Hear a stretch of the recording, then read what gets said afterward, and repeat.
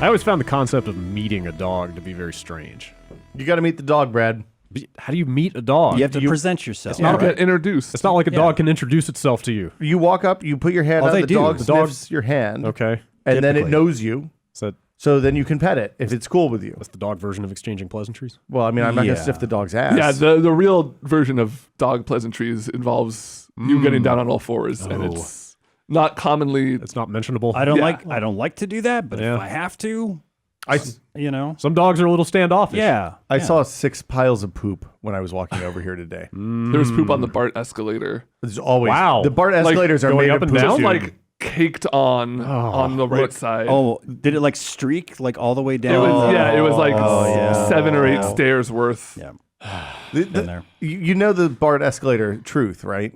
Like because those are locked at the bottom at night. They're fucking That's where urinals, people go down and go to do a number 2. Yeah. So those escalators are always broken because they are literally clogged with feces. Oh, okay. That explains why they're always broken. I've had to change my route a little bit. Giant Bombcast. Yeah, there's one in particular that is particularly stinky, and I've changed my route a little bit to make sure that I'm not going up that. Do not use the handrails on BART escalators that are Hell out. The no. inside ones are fine. The outside ones, no touching. I legit came into work one day with a little brown something on my hand. No! Yes, I had no idea what it was. Need to hear that. And I went in for a sniff. There's some things Was with it a better Tootsie off. Roll?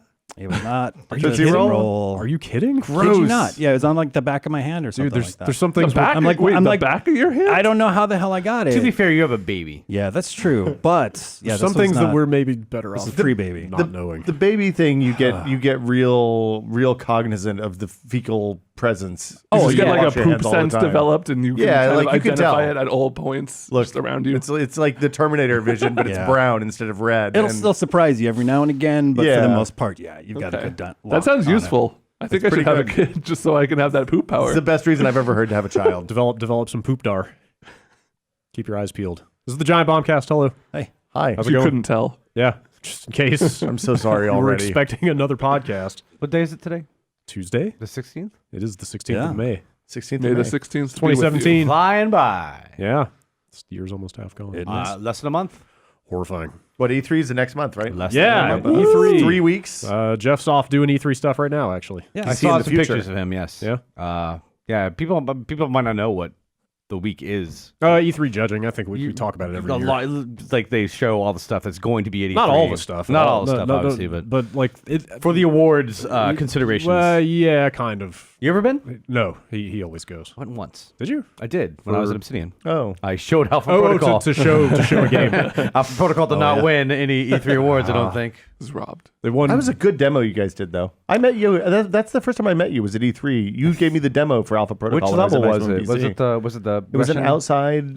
It was an outside like snow level? Yeah. My one piece of game development input was we're trying to put together that make demo. sure you have a snow level. There's a snow level where you're like Good going to advice. the Russian embassy and you're running inside, and then all of a sudden an explosion happens, and we're like, how can we make this pop a little more? Because the explosion's off screen, you just hear it.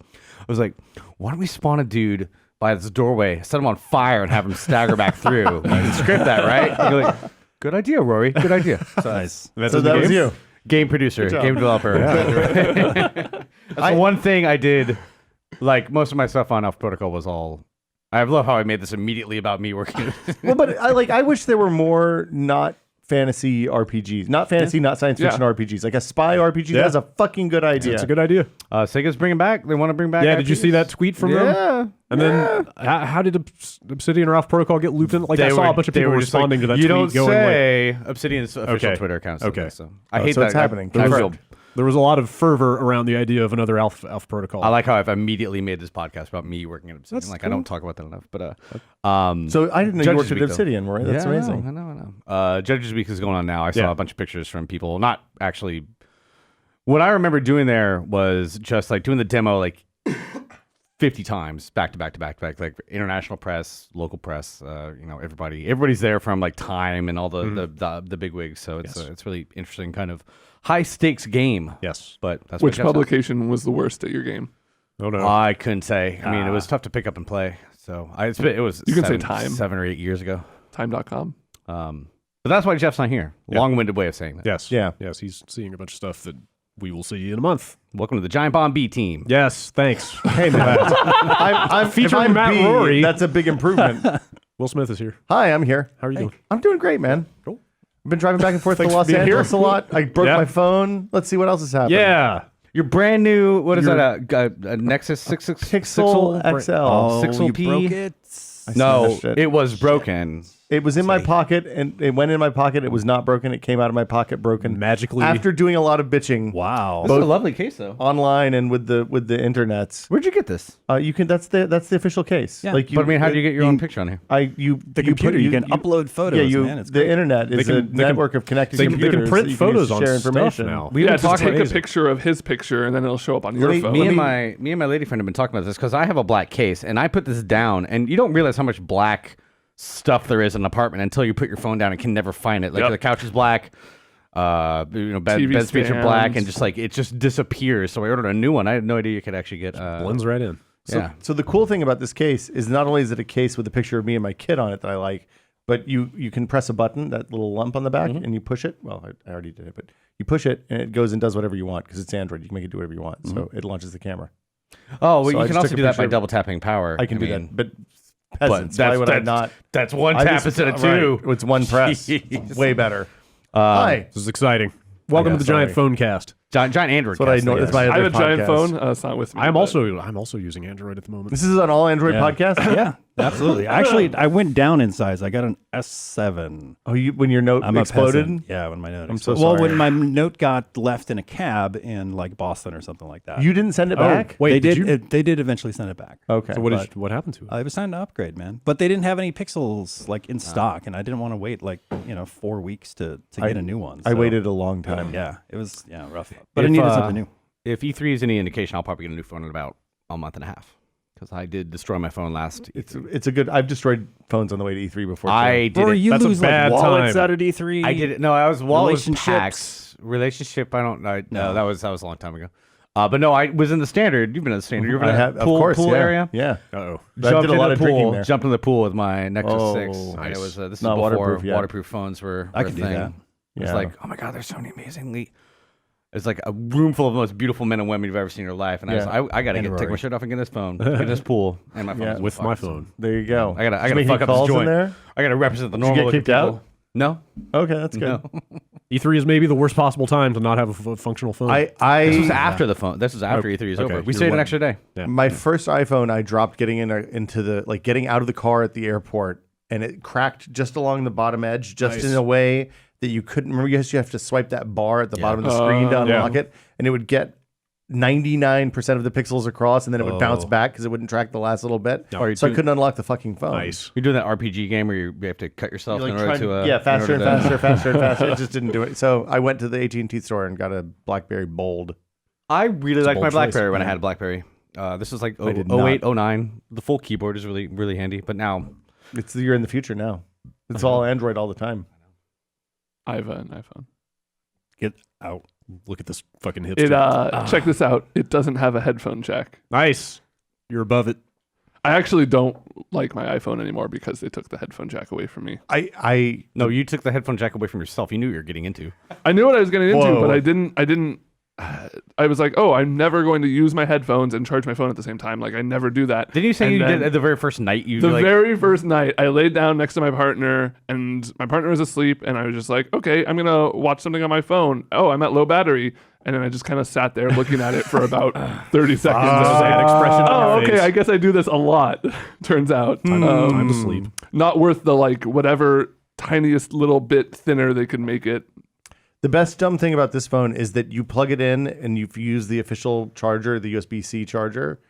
it charges to Really like quick. in like 4 minutes or something. Like damn. it is insane. man. Like it feels a little dangerous. Yeah. when I Yeah, plug it's it in crazy. to Does charge. the thing do the wireless charging? No. Also, They It took that out charges so of- fast you don't need the Yeah. wireless charging. That's my what they 6 say. was my 6 had wireless charging, and I admit that I still have a little pad for it, but they took it out. It wasn't very fast, and it was very kind of finicky. You had to place it very precisely. But I heard a rumor one time about Google guys in San Francisco were talking. A friend of mine overheard them talking about bars having like lines of charging stations, and you could just slap your phone down on the bar. that's a good idea. And let it go. But I think the standard, Apple never adhered to the wireless charging standard and everything. It doesn't else, work through metal, right?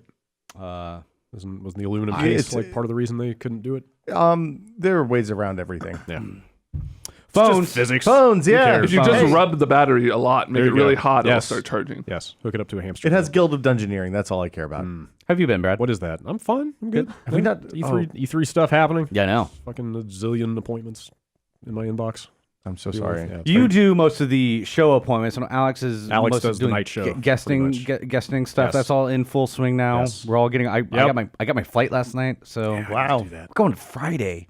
The thing about EA going on Saturday for their press Yeah. conference, they probably cost the collective games industry like a couple $100,000 worth of extra More probably days, Yeah, 'cause days of hotel It's and just everything like that. this arms race the last 2-3 years to keep one-upping each other in terms of Yeah. who goes first. Yeah, they're on Saturday now. Well, Like and it's everything used to start Monday morning, and yeah. so like last year I think is when it went up to something like EA Sunday, went on Bethesda or Sunday, somebody did yeah, Sunday, so right? Bethesda and Yeah. EA were on Sunday last year, and then EA is like Saturday afternoon. Does now. E3 matter? I don't know. I was going to I ask. think we're like, gonna is find it- out. Is that streamed? I think we're gonna find out in a Do month. we need to go early? Dude, I have floated the idea before of us just yeah, I doing the know. press conferences from here, but I mean, there's a real argument for like we used to when I was at Tested, we used to do E3 and we would do it maybe 2 days. So Yeah. I would usually come down the night before, get badges and stuff, and then we would just be there first thing in the morning and would haul ass. yeah, you guys used to do the in and out. Like, well, I mean, but we were only doing VR shit, so it was like Yeah. we need to see Oh, Oculus no, and no. Valve and PlayStation, and then like whatever weird peripherals were off on the side of the floor someplace. Yeah. And that was it. Yeah. So it was in and out like ninjas. That's beautiful. It was E3 good. can not matter after this year because it's my first time. All I wanna right. go experience Yes. it, and then it won't matter Yes, anymore. it matters Dude. because Ben Pack is there. You're Yeah. so lucky to like when we used to go in the GameSpot days. It was all doubled up hotel rooms, so we'd have to like sleep with somebody snoring in the room. Now CBS at You least get has your the- own rooms? CBS has rational, for now. human-oriented hotel policies. I'm not going to count on that forever. I know. Don't but say that We all get out a room of one's Don't own. jinx this for me, Rory. So enjoy it. I mean, for us. well, as long as you're there for like, if you're just going someplace for a night or two, it doesn't matter. Yeah. Yeah. But if you're there for a week, then like having to deal with somebody else's bullshit when you've been out and working for like 18 or 19 hours. And Yes, you that's just want to that's go to what it sleep. is. That's what it is. Is like you're out the door at like 6-7 in the morning. Yeah. and then like, back at like midnight. You don't want to hear my late night rituals. You Yeah. don't want to. You don't want my. like you Nobody need wants to- to experience that. need For to- You especially- guys are pretty decompress lucky a that little I'm bit. getting my own room. Is all I'll say. Yeah. especially when we right. somebody stayed at the Standard, and the Standard has like glass bathrooms. There's Yeah. no way that Yeah. you can see right in. So Well, I somebody mean, would have to it's- like leave the room It's like and a somebody's show. peeing. Get a little show. The Standard's a special. You don't place. have to leave the Get room. a show after the show. Yeah. After It's hours. a different kind of appointment I'm booking. E3 after It's a dark. different kind of hotel. Well, what you there. do is you run the shower, you get it all steamed up so that you can take a dump in peace, and it's just it clears out your sinuses. And at then the you same only time. wipe It's away really the great. part that shows your head, so Yeah. you can look through and like Yep. wink. And Just make eye kinda- contact. Yeah. Just stare. yeah. Never look away, Pen. Never look away. I had the worst hangover at the Standard. The day after I got in the pool and broke my phone, we stayed up real late and we had to do like late checkout. And we were just me and my girlfriend we decided to stay the extra day in LA. But yeah, the Standard is where you go to get hungover before you get hung. Sorry, lame story. Yeah. Thanks. Bad story. Good stuff. I owe you guys. I owe you guys a quarter. Victory. Will Smith. Hi, Brent Shoemaker. How you doing? Let's talk about video games. I play video games. Yeah. What'd you play? And I have been playing a lot of PlayerUnknown's Battlegrounds. Yeah. Like a lot. That's just kind of the refrain around here these days. That game is so it's fun to watch You've people won, play. right? I've won solo. I've come in a couple of times as a duo, Okay. and I've never won a squad. I've gotten Squad. to the point now that I have some strategies I'm not willing to share on a public No, venue. come on. That on. that No, don't- that result just have them in tell us after. Yeah, I'll tell you Yeah, guys okay, after. fine. It'll help. Yeah. That will get you like 10, 15 pretty reliably. I mean, I can usually get top 10 through sheer cowardice. Cowardice.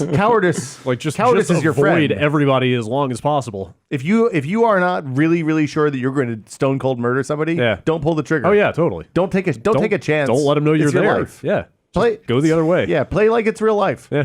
Play like this is you hook the electrodes up to your leg, so when you get shot, bam, you get the zap to the leg. Mm-hmm.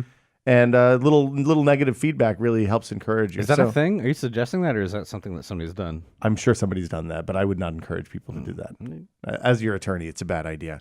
No, that game's incredible. There's I love the scrounging stuff.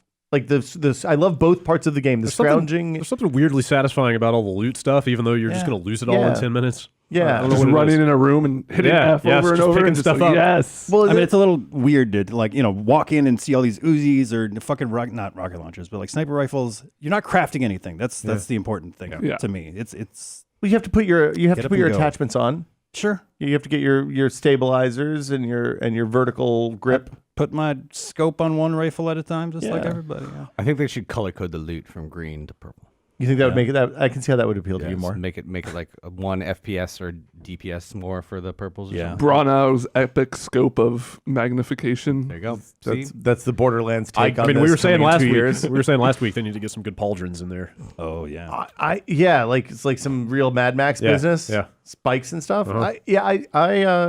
But then there's also like the moments where you like pair drop into on top of a building and like you're looking around and you're like, oh shit, somebody else is right here. They're gonna land on the same fucking building as me. And then like you have to make the choice: you're gonna run for the gun, or you're just gonna try to punch them to death before they get it picked up and loaded. Yep. Do you see when you see that? Do you go to the same building or do you veer off and change course? I usually defer to whatever they want. They can have. I'll adjust at the last second rather than land on somebody. I always do the fast straight down drop and then swoop at the last minute to get some horizontal distance. Yeah. So I'm almost always the first one. Like I'm always the one people are chasing, not the other way around. Which means that usually I don't get to make that choice. Okay. But it also means I usually have a gun when they're coming at me with fists, so that works out well for me. Yeah, I like finding guns quick, but the more frustrating thing is not finding a backpack. Yes, I feel like the worst runs are when you go backpack, for like 10 minutes without a backpack. Like that's But I mean, the impulse to hoard ammo in that game is almost always counterproductive. Like usually, if you go through 60 rounds of your assault rifle ammo, you've done really fucking good. That's the end of the game. Yeah.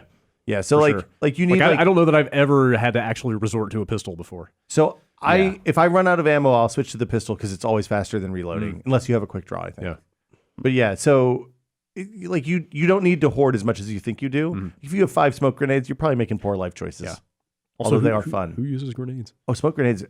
Yeah, I probably should. Dude, last night we were in the smallest circle I've ever seen with like 12 people still alive. Okay. And it was just a bunch of trees around the outside of the edge of the circle. Everybody was hiding behind a tree taking pot shots at the other people. Wow. And somebody finally just started hucking smoke grenades in the middle and we all charged at once. That sounds And fun. it was amazing! That was Sounds fun. great. It was like a shotgun final.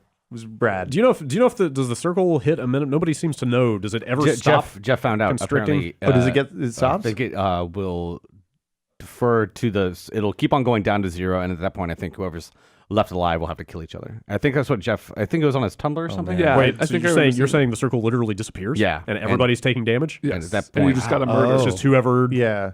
Wow. If you can just get a couple bullets Oh, in the that's other guy and then crazy. hide. I got to imagine it's just to sit down and you start doing health packs as fast as you Yeah, can then right. if you have them. Hide in an attic and just start huffing energy half drinks. the time, whenever I've gotten to the end, I've gotten number 2 twice, and it's always been like out in the middle of. There was a house one time, but it seems like it's pretty well randomized, and most of the time, it's going to be out in the middle of like a field. Yeah, so I had the one that we had where the circle got crazy small was on that beach on the north side of the river.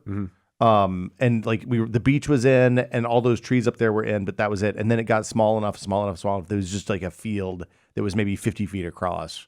And that's when the smoke grenades came out and shit got crazy. When I got number 2 on my stream for the community endurance run, I had a car. And we got down to like 3 people. I told the story last week, I think, but it was just me driving around a car in circles, like letting people take pot shots at me while they went. So we went from like 10 to 3 people because they're all off in the woods, like shooting each other. Yeah. See this crazy asshole just. That's my driving music. And then I popped out at the end because I had to get out because the car was on fire, and then somebody shot me. There you go. An interesting story. Life finds a way.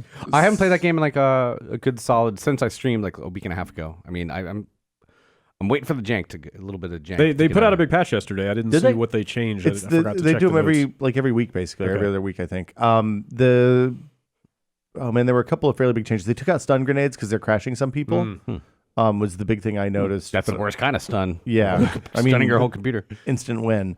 I can't remember the other stuff that they did. It's the thing I found is that turning everything down so the frame rate's crazy high helps like the jank of picking stuff up. Oh, really? Seems like it. Yeah, that stuff. That's like probably the actual worst thing about it right now. In its early state is like getting in cars. Like you just have to kind of mash on the button. And then half the time I get into the car and I've hit the button so much, I get in and I'm still hitting the button to get in and I get right back out. It's fucking annoying. Well, so there's also one of the things I realized is that there's also some weird stuff about remember half presses where you're releasing the key is the other half of the button press.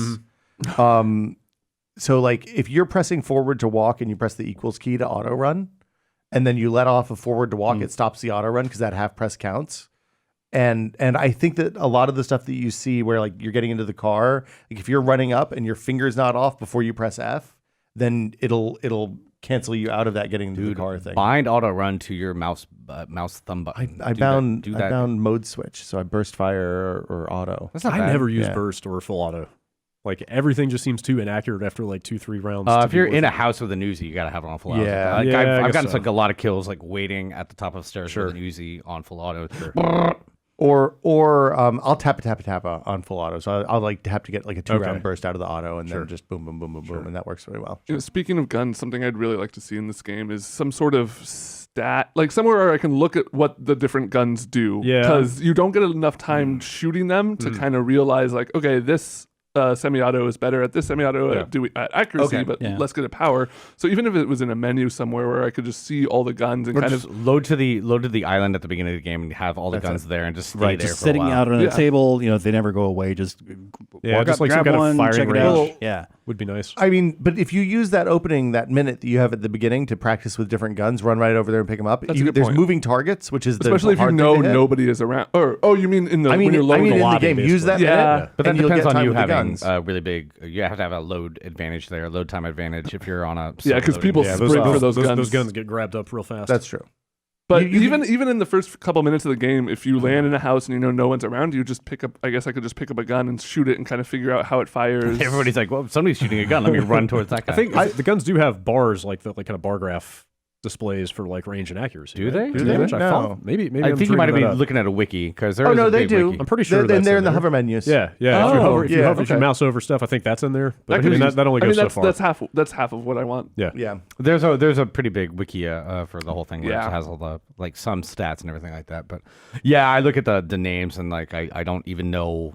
Or like what mods are going to do. What's an assault rifle? What's a full? What's Were you guys the ones that did the car 98 and somebody thought it was a shotgun yesterday? Yeah, that was me. That was pretty good. Turns out you need to look at what guns you pick up and figure out what kind of guns they are. I think they need also color coding for ammo that matches what Like weapon green it is. box, green guns. red I box, get red gun. really Yes, confused. figure out. It's like, all right, do I need 7.62 for this or 5.56 or 9mm? Like, what is what? Basically, they need to dumb it down for I don't know shit about guns, so I need to have a little more of a guide there. Okay, I got it for you. I'm going to help you out here. 9mm submachine guns, except for the Vector, which is 45, so it's always pistol ammo. I'm already lost. Okay. Too many numbers. Sorry.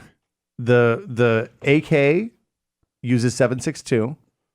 Everything else that's an automatic rifle uses 5.56. Which one so shoots the SCAR, grenades? the M16, and the M4. No grenades. You can only throw grenades. Which one There's shoots no noob explosive ammo? There's no explosive. Or You fire just bullets? you have to, I'm thinking of Left 4 Dead. Yeah, you have to hit people with the bullets in the face. Okay. Yeah, that's the key. I will That's how it works. say in defense of my gunplay yesterday, I did shoot a guy with that rifle, thinking it was a shotgun.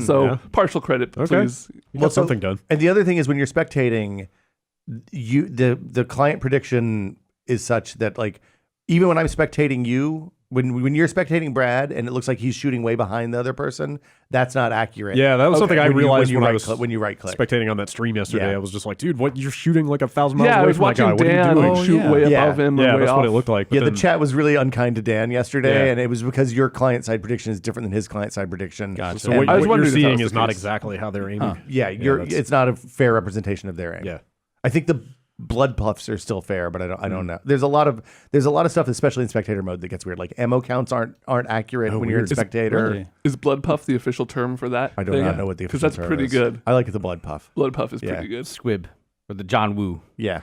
The other thing that stream taught me yesterday is that people are getting alarmingly good at shooting you out of a moving vehicle. Yeah. That happened like, what, we got 3 picked out of a times car yesterday? 2 or 3 times. Really? Yeah. I don't know if those were just lucky shots. One time or it what. was like brutally accurate. Me and Brad, in a matter of like 10 bullets, were dead out of a full moving like Jeep. 2 people in the back of a Jeep like just got shot out of it. When like, I play through the squad, though, I think the difference is between the squads that kind of have an idea of. I think there's a fair amount of luck involved in like getting to the center of where the circle is going to contract down and finding a place to camp and get on top of a rooftop. Yeah. If you're driving at the end of a squad game, you're probably fucked. Yeah. Because they can hear you coming from a mile away. It calls too much attention. We were heading to like right towards the middle of the circle too. Yeah, you're basically boned at that point. When I'm on the outside of the circle in a squad game and we had cars, only done it a couple times, but I usually try to go around the edge of the circle towards the other side, where you don't think there's going to be as many people, because it just seems like, if you're in a car at the end of a squad game, you're gonna get whacked. Well, in the squad games, it's really important that you pay attention to what the flight path. Remember what the flight path was, because then you'll know which is going to be the hot side of the circle, which is not. By the last round, I had kind of figured out like, we should go the long way around because everyone's going to be coming from the west. I was thinking yesterday, I almost wish they marked the flight path on the map. I'm kind of glad they don't. I'm sure they'll add it at some point. It's a good thing to have to remember, because if you play 5 games in a row, it's hard to because not everybody will remember, so you can use that. The other thing is riding the outside edge of the blue circle, like while you're in that time before it starts contracting, especially when it gets small. Like that means that there's probably not going to be near your back. Yeah. So you only have to watch, 180 degrees instead of 360. That's which what makes they a big want you to difference. think. And I've been seeing a lot of people say that the beginning blue barrier doesn't really matter all that much. So like energy drink or painkillers, both of which are heal over times, will almost completely counteract the first couple of circles. So does the damage get higher the deeper into damage, the match? the smaller the tighter circle is, the higher more the damage you get. Okay. So I thought that was like an instant kill. I've never No, been outside it's the just you circle. start bleeding health. like you can, I have literally run miles in the first blue circle. Okay. The second blue circle, you need to stop and heal occasionally. feeling it. After that, you don't want to be in the circle anymore. Yeah. And when it gets super small, then it's pretty much like you have 5 seconds to get out or you die. Yeah. Now I just want to go play. It's so fucking good. The game has that effect of talking about it just makes you want to play it. It's a fine video We game. have to stop talking about it. Product. PUBG, is that what we're going with for the short name? I mean, that's what I've been calling it. Yeah. Okay. PUBG. I think I'm okay with that. Okay. Nothing but a G thing. Yes. Nothing Playing Tumbleseed. Yeah. Yeah. You sticking with that? I do it. I play it as a daily. Okay. So it's like, you literally play the daily, or you just Almost every day. okay? Yeah. Because So it's got daily challenges. It's got daily challenges. I usually play one one of those. practice. Yeah. And then I play the daily, and I'm like the like roguelikes, like how long I stick with them depends on how steep the difficulty curve gets and how much I progress against that. It's like Spelunky is a real nice even one where you're kind of constantly getting better the more you play. This seems like I've hit a little bit of a steep part, and I'm not. Yes. What is Tumbleseed? Tumbleseed is a roly roguelike. I've not heard of this. Oh, okay. So it's a game where you balance. Do you remember the old arcade games where you had a stick and you had to balance a ball on the stick as you're going? It's like up? moving up. They have them at the Museum de Mécanique. Nope. What is that one that Jeff talked about it in the Quick Look? I can't remember the name of it now. It has a beer.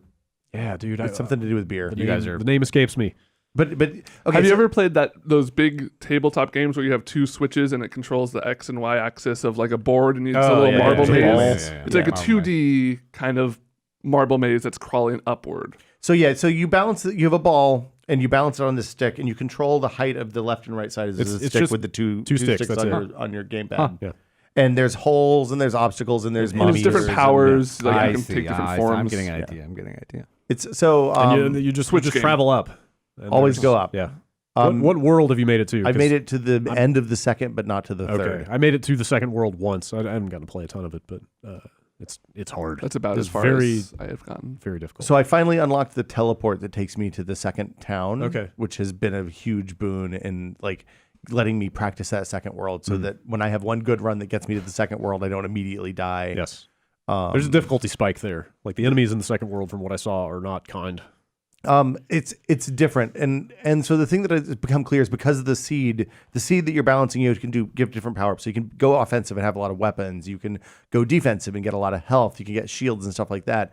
There are the strategies that work in the first world. You need to use that first world to prepare for the second world, and I presume you're going to need to use the second world to prepare for the third world, but I haven't gotten there yet. So like the second world, you need to be much more offensive than the first world. So you need spikes and you need guns. It's funny how Spelunky the progress is in that game. It's just straight up Spelunky where it's like, bring me this, now bring me this, now bring me this. Now you can teleport. Spelunky's the gold standard. One of the near perfect games I've played. I love the game to death. 300, 400 hours in it probably. Yeah, I'm the same, right? I played hundreds of hours and I haven't beat I beat the first boss, but not the second boss. You never beat Yama? I may never beat Yama. I'm okay with that. Yama. Yeah, you need to have a pretty specific run. I beat him first. I think it was on a plane back from PAX or something, and I got to Yama and I died, and then I couldn't go to sleep because I'd been up. I only had 3 hours sleep, and I go back home to my apartment and I play and I beat him. It's fucking amazing feeling. Have you ever done the secret run with you get the eye, and then you go to the shop, and in the shop you have to do that to get Yama. That's Yama. Okay. That is the other one is there's eggplant runs and stuff like that. That's crazy. the thing about Spelunky that I kind of miss in all the other games that get called roguelikes is the amount of weird stuff to discover and the alternate routes around things. There are achievements too. There's one where you don't pick up any gold at all, which I don't fucking even know. And there's one where beating the entire game in under 8 minutes. Yeah. Which but just the stuff like that, I barely remember because it's been so long. But there's a secret shop, right? And you have to get the eye. There's one thing in each world. Yeah, a lot of weird optional stuff that you can do. I feel like stuff like Tumbleseed is more just directly skill based. It's just if you're really good at this, you will get through it. But there's not kind of a lot of weird alternate. Well, so Tumbleseed is a game they spent 3 years working on almost. So it wouldn't surprise me if there ends up being if they put the kind of depth that you see. That you would expect from a Spelunky. Because it is very clearly inspired by Spelunky. Maybe just nobody's found it yet. Yeah. I mean, if you think about the Spelunky, we're thinking about endgame Spelunky after people have been playing it for almost 8 years. Yeah. And that was a web game before. It was a web it was a game maker game, and then... But was the commercial release the 360 version was 2012. Same game, or... It was a remake in a new engine. But same secrets, same strategies and stuff? Totally had a bunch of stuff. Okay. Yeah. Derek, you wrote a book about Spelunky, which I read. It's really good. It's awesome. I forget what the name of it is. It's called Spelunky by Derek Yu. Spelunky better. It's got a big eggplant on the front. Has he ever said if he's going to do another game? I know. Danny interviewed him. I didn't watch his Waypoint, or not Waypoint, but whatever. Danny's No Clip. I didn't watch the interview with him, but I'm assuming he's working on something. Yeah. I mean, you got to imagine Spelunky sold for $15 for $10-15 to a few million people. Yeah. I imagine he's okay for a while. Still being re-released. It just came out on Switch. It's great. Oh, did it? It's great. I think so. That'd be great. Or maybe I might be wrong. Maybe it was somebody talking about how they wanted it on Switch. I would like to have it on Switch. That's a little different. Why do you taunt me, Ben? It is the perfect Vita game. I'm here to and it would be a perfect. Look, Jeff's not here, so you're fired. Get out. It's done. Okay. Lying about Spelunky on Switch. This is the worst thing that's ever happened. I got to pantomime like I'm leaving for the people in the audio version. Large cane comes out from off camera and just yanks you off. It's the Sandman. So yep. Yes, that's pretty much me. All right. Excellent. Yeah. Cool. Little Mario Kart. That game's okay. Yeah. That game's great. Yeah. Still. It's Mario Kart. It is. With more. I like it. I started Prey. Yeah. I haven't really gotten far enough to talk about it. It seems pretty good. Yeah, I haven't played it since we did the quick look and stuff. They fixed the PS4 control problems. Oh, good. The input lag, right? Yeah, they put out a patch. I tested it this morning. It plays like it should now. Oh, good. There was also a game-breaking bug. I remember. That's been another site had to adjust their review score. We got some emails about that we'll get to. But yeah, that's a weird situation. It's not a weird situation. What's that? Horizon Zero Dawn. Oh, that game's okay. Holy shit, that game's good. You playing it? Oh my god, I feel dumb now for starting it, and then I bought that video card and I started playing all these PC games, and I went back to Horizon recently, and I'm like, fuck, that game's awesome. Holy shit. How many dinosaurs have you murdered? Robot dinosaurs? I got all the transports and all the I just got to the northwestern corner where you start seeing behemoths, and behemoths, how you ever pronounce it? Behemoths. I have 3 of the 4 cauldrons done, so I'm like, you remember playing Doom back in the day, and you walk in a room and the Keko demon would hit the big guy and they'd start fighting? Yeah. No, I love it when monsters fight. You can make the monsters fight? Have you not played Horizon yet? I played the first 2 hours, then I started playing Zelda. That's about when I stopped too, because you get hey, now you're the special chosen one. You can go out into the bigger world. You go out and do that. You start finding better weapons. You feel really weak in the first while. It's a really good way to start off that game. You can't do shit. And eventually you can get more powerful, but it's you're never overwhelmingly you can't walk into a big room of dragons or whatever they have and feel confident that you're going to get out. You always feel kind of weak, but by the time, you can override stuff. Like you can do it early on. You can like mount stuff and like make it friendly, basically. Make it friendly and fight for you. And you can do that to some of the bigger fucking dinosaurs. You got a Tyrannosaurus Rex fighting for you? I don't think there's any T-Rex. I haven't seen everything yet, but there is like a T-Rex type. Man, that game is good. Holy shit! I feel dumb for not having like I said, putting it down, coming back to it. I've been like obsessed. Like I haven't really played a game in a long time that made me. I haven't even finished a game in a while, to be honest with you. But I'm playing right through. It's beautiful. It's really well written.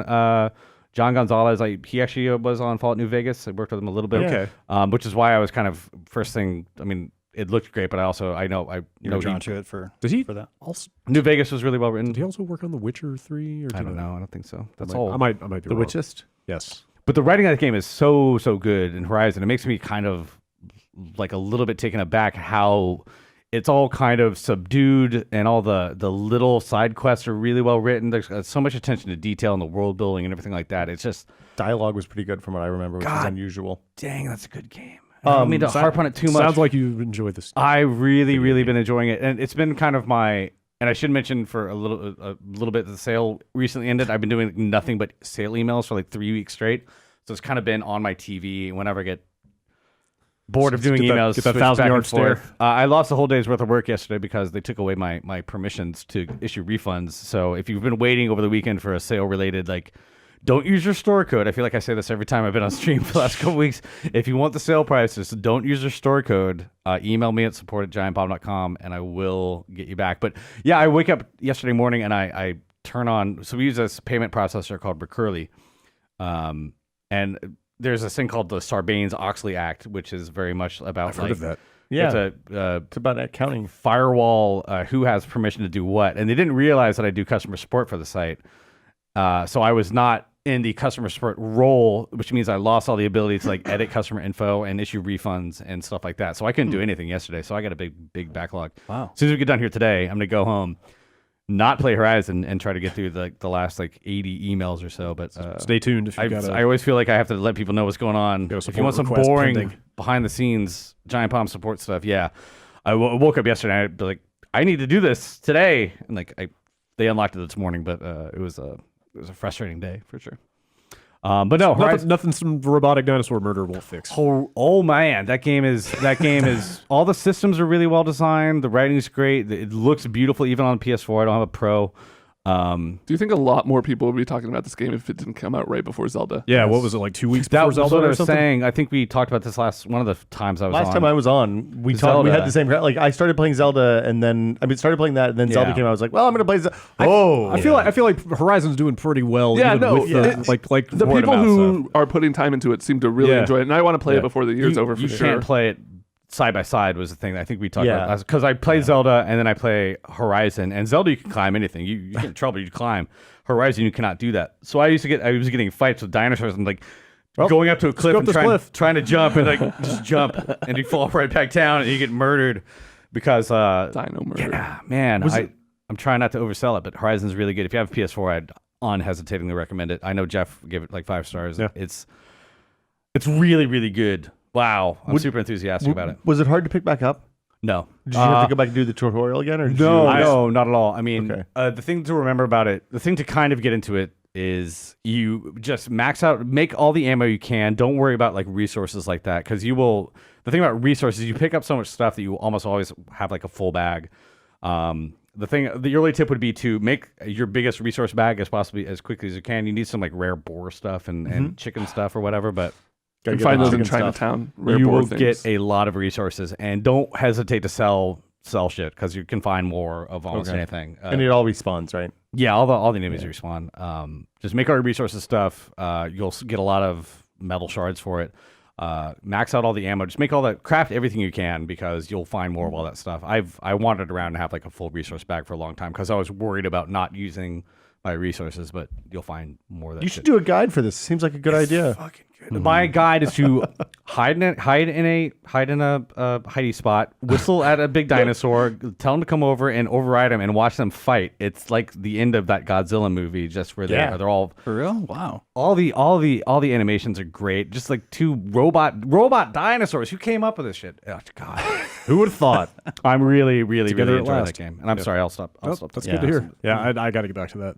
Yeah, me too. Clearly Well, I going think to I be- dropped off at the same point that you did. Like once it Yeah. like opened up, once you got through the tutorial stuff, and then Zelda came that's out. Where, that's where I stopped too. Yeah, I had a There's fight other games. Yeah, where I had to do some like trap stuff on a big 2-legged dinosaur that was chasing me. The shot. You eventually get a skill where you can pick those up if they don't get hit by a dinosaur. Oh, which that's is nice. So if you know a fight's coming, you just I'm laying down a million shocks and traps and everything, and you just watch them like, hey, I'm over here, and they run right at you through all these trap spikes and everything like that, and they just blow up. It's great. And I really like Aloy too, the main character. Yeah, she's Because they got those bird brains. Dinosaurs are so dumb. You know? Yeah. these are robot dinosaurs, man. They're way smarter than your average. Oh, they got dinosaur. robo bird brains. Yeah, but robo- nothing That's a lot brain. smarter than a Their bird brain. brains in the cloud. The Aloy writing is just great. Like she's sarcastic in a small sense, and also just kind of sad about everything that's happened to her, but also like really curious about what's going on. It's a fantastically well written game, which is the most impressive part of it. Like we expect technical genius at this point from first party games and even good systems design. and good system design, but like the writing in this game is just I usually get off the thread of side quests, but there's a lot of them that I can't. You're in love with the game. Superlatives fail me at this point. Really, really great, exceptional, effective writing is still the exception to the rule. I'd say I like it more than Rare. Zelda. Yeah. Sadly, I like this game more than Zelda. And the voice acting was good too in that, which I was pleasantly it's surprised not by. overacted. It's all pretty, like you feel like you're having real conversations. The face tech is amazing. Like it's really Except for the kid. which kid? The kid Aloy. I didn't see much of that. At She the looked beginning baby of the fat. tutorial, I mean, she's creepy. But no, plastic like, doll Do you face. think the kid's a robot? Because Maybe. Alloy sounds like alloy, and there's a lot of Saying robots. she's made of metal. Yeah. Dun dun dun. Guys, sorry big for spoiling the there. game. I'm so sorry. speculative spoilers. play it. That might be Enjoy it. right. I don't know. Love it. I'll stop talking. Yep, we should all play that. Jason, Yo. Hi. What? do you want to talk about comic books? No. I want to talk about a comic book fighting game. What I was getting at. What? Yeah. Have you played? Yeah, quite a bit actually. So we ran a quick look. Of Yesterday night. Injustice 2. yes, That ran last night, but we actually shot it like last Friday or yeah. something. So I think you had I know the magic of pull the curtain back. I know. Releasing a video with Jeff out of the office with Jeff in it. You can, How do they do it? Yeah, I know. So yeah, at that point we didn't get Did he call in too from much LA? time with that game, but we played a lot of the single player stuff, which is absolutely great. To rewind a little bit, like I really like that first Injustice game an awful lot, both in like the single player content and even as like a competitive, just like fun fighting game, pretty great. It was. I hate to use the word simplified, but like it was fewer buttons, right? Wasn't it like a 3-button game? it was a Mortal lot like Mortal Kombat. Kombat. Yeah. What's that? It was like Mortal Kombat, except there wasn't like a block button, so it was a little more simplified. Well, that's what I mean. Like it was even fewer buttons than MK, Sure. right? I would say it's probably easier for someone like you to go. I think it was on PS4, PS Plus at some point for The free or first one something. was yes, But I don't know much about any of those characters. And trying to play the single Yeah. player where you're flipping between characters like every and like few they minutes, have completely it was different move sets, really and tough. something like that. I played on easy just to see the story, but I didn't get very far. Yeah. It's it kind of set up the same way in this one. same as like the last two MK games. Cinematic like a story cinematic story stuff. Yeah. So yeah, the pop into those fights really smoothly, just like really smoothly. Yeah. Yeah, We're like just having a uncannily conversation. so. Now we're fighting. now we're fighting. The camera kind of panned 90 degrees, and now we're fighting. It's really cool tech what they've done. So what's up with Batman? Batman is Batman up to? Superman had some shit go down. Superman's And in jail. yeah, What? You can't put Superman in jail. oh, You could put him in a super jail, but not super jail, the Adult Swim show. They put him in a super jail. Some shit went down. Soup snapped. This is a pretty dark. He killed the storyline. Joker, right? Yeah, he killed the fucking Joker. What? Yeah, It's about time. Well, I mean, the Joker killed Somebody Lois had to Lane do it. and Superman's unborn Was baby. this all in the last game? Yeah, this is all in the last game, So like in the jeez, first man. Yeah, they got opening These are cinematics. based So like on- Soups is like trying to cut shit off at the fucking root right now. So he's off, trying to kill supervillains and stuff like that. Okay. Batman's like, dude, you can't. Don't. You're not supposed to kill people. Don't do that. I'm on Superman's side on this one. Kinda. Yeah. Too dangerous to be left alive. Sure. Yeah. And a lot of other, superheroes are on Superman's side. So there's like a warring faction. So it's like a civil war? Yeah, exactly. So where's Iron Man in all It's more this? of a revolutionary war. different company, I think. Marvel's coming out sometime this year, I think. But yeah, the cinematic story stuff is really good. It's really well written. CG is great. You really need to pay attention to like the facial animation in the game because it's stand out. The faces look very good. It's amazing. That's a really, I saw a bunch of people good-looking game. Not commenting just on the quick animation, look, but just going like lighting holy and shit, stuff. holy shit, those faces. They used to look when they first showed that game off. It looked bad. There was some screenshots really bad and facial, especially Supergirl, right? I think she was one, or Power Girl, one of the. That's funny for a different reason. She has a Power Girl outfit later on, but no, Okay. Supergirl. Yeah, Supergirl. They changed some of the facial structures and stuff, but game is great. Does it pick up the story? Because the first one, the story was better than what was going on in DC cinema universe. Totally, yeah. Still is. And Still, I think it definitely is. yeah, I think it's still up there Okay. as far as quality wise. It's definitely one of the best the fighting Do you know game who story modes that I. Okay. That Do you know I who it's played. written by?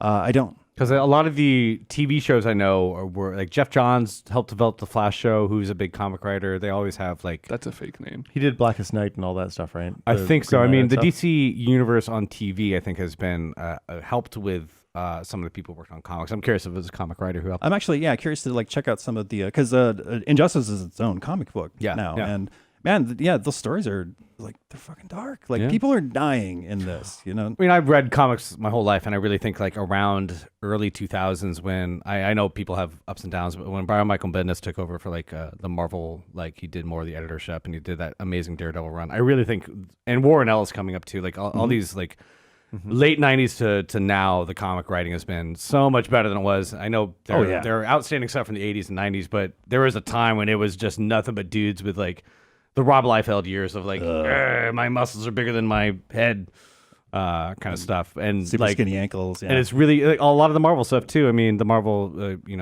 I know the what's his name? Who's the producer? Kevin Feige. Kevin Feige. Five. I've heard 18 Feige, different ways to Feige. say that way. Feige. Have you? So I've seen the advertising for Injustice 2. I've seen they always have at the end play it anywhere, and they have like phones and tablets. And I've Well, seen they it- put out a Yeah, companion there's a- app. Is that? Oh, okay. Because it looks like they're showing the same cinematic on all the devices at the end of the commercial, which is like you can't really play that game on a phone. Yeah. It looks Somehow pretty I good doubt it. actually on the phone. Tom Taylor, does that ring any bells? Tom Taylor is what? Yeah. No, he's the writer on this. Either way, like it sets a bar for fighting game storylines. Not that was not a Absolutely. really high bar to begin with, though. Right. To be fair, Well, I mean, the but- last few but NetherRealm the last few and games like have been pretty strong. Yeah. Mortal Kombat was really good, and Last Injustice. It's been a rough year or a rough couple of years for single player For fighting cinematic game story content. modes. Well, but I played the last two Mortal Kombat games and the first Injustice. I'm not a fighting game guy, and I played them for the story because they were Totally. fucking Well, great. that's the thing. Those Yeah. stories are made for NetherRealms people is who probably don't. the only studio doing a decent job with like Yeah. story. Like, Well, the Guilty Gear stuff is fine, but Sure. it's not. I don't know. It's not accessible Like, to they make somebody like me. they make No, those story exactly. modes for people who don't competitively play Yeah. fighting games. Like my wife and I will load those up and play and laugh, and it's like watching a goofy melodrama that just happens to have Sub-Zero and Superman. Is there any of the loot stuff in the story, or is that all? I mean, yeah. the I mean, competitive. after you complete a chapter or something, it'll say, "Hey, here's a reward for completing chapter 6 or Does that- whatever." But it's not tied into the story per se. Does that loot go back into the competitive mode? Yeah, absolutely. You What's get your pants? sickest Yeah. piece of loot? Sickest piece of loot. I've got a bunch of epic stuff, man. Is it I don't actually? know. Is it straight I up guess- color coded? Yeah, or is there's paying color coded. attention? There's epics and rares Wow. and commons and stuff and yeah. So the story stuff is great, but I think the main draw for me, like single player wise, is this fucking loot stuff. It's easy to say, oh shit, they've got microtransactions and this is kind of set up to like 4 types of do currency. they? yeah, a bunch of they do. Is that all in there? It's all in there and There's and 4 hold on, currencies. hold Just- on. Like it just leaves buy the loot bad boxes, or You You can buy the coins to buy the loot boxes. Fuck man. and so- the loot makes you more powerful, right? It's It not. It's not can. cosmetic. Yes. Yes. At To a the end of degree. a match, is there a little king that I can make like a QQ crying face? No. not so much. So maybe Brad's back in. Okay. I'm not quite sure. If you So type yeah, that GG stuff initially easy. leaves a bad taste in my mouth. But those loot boxes come just like fucking. There's so many of them. I mean, you get them what from are you just getting drops after matches? You're getting drops after matches. Okay. You're getting so the big thing is the multiverse, which is you didn't play the first game. Will, you did. Yeah. Like, they had the Star Labs type thing, which is like a bunch of mini games. So that is like now the multiverse, and you'll get like a weird, wacky, like a tower, like in the Mortal Kombat games, where you go through like 8 fighters or something like that. There's saw blades on the floor, or fucking you fall asleep every now and again.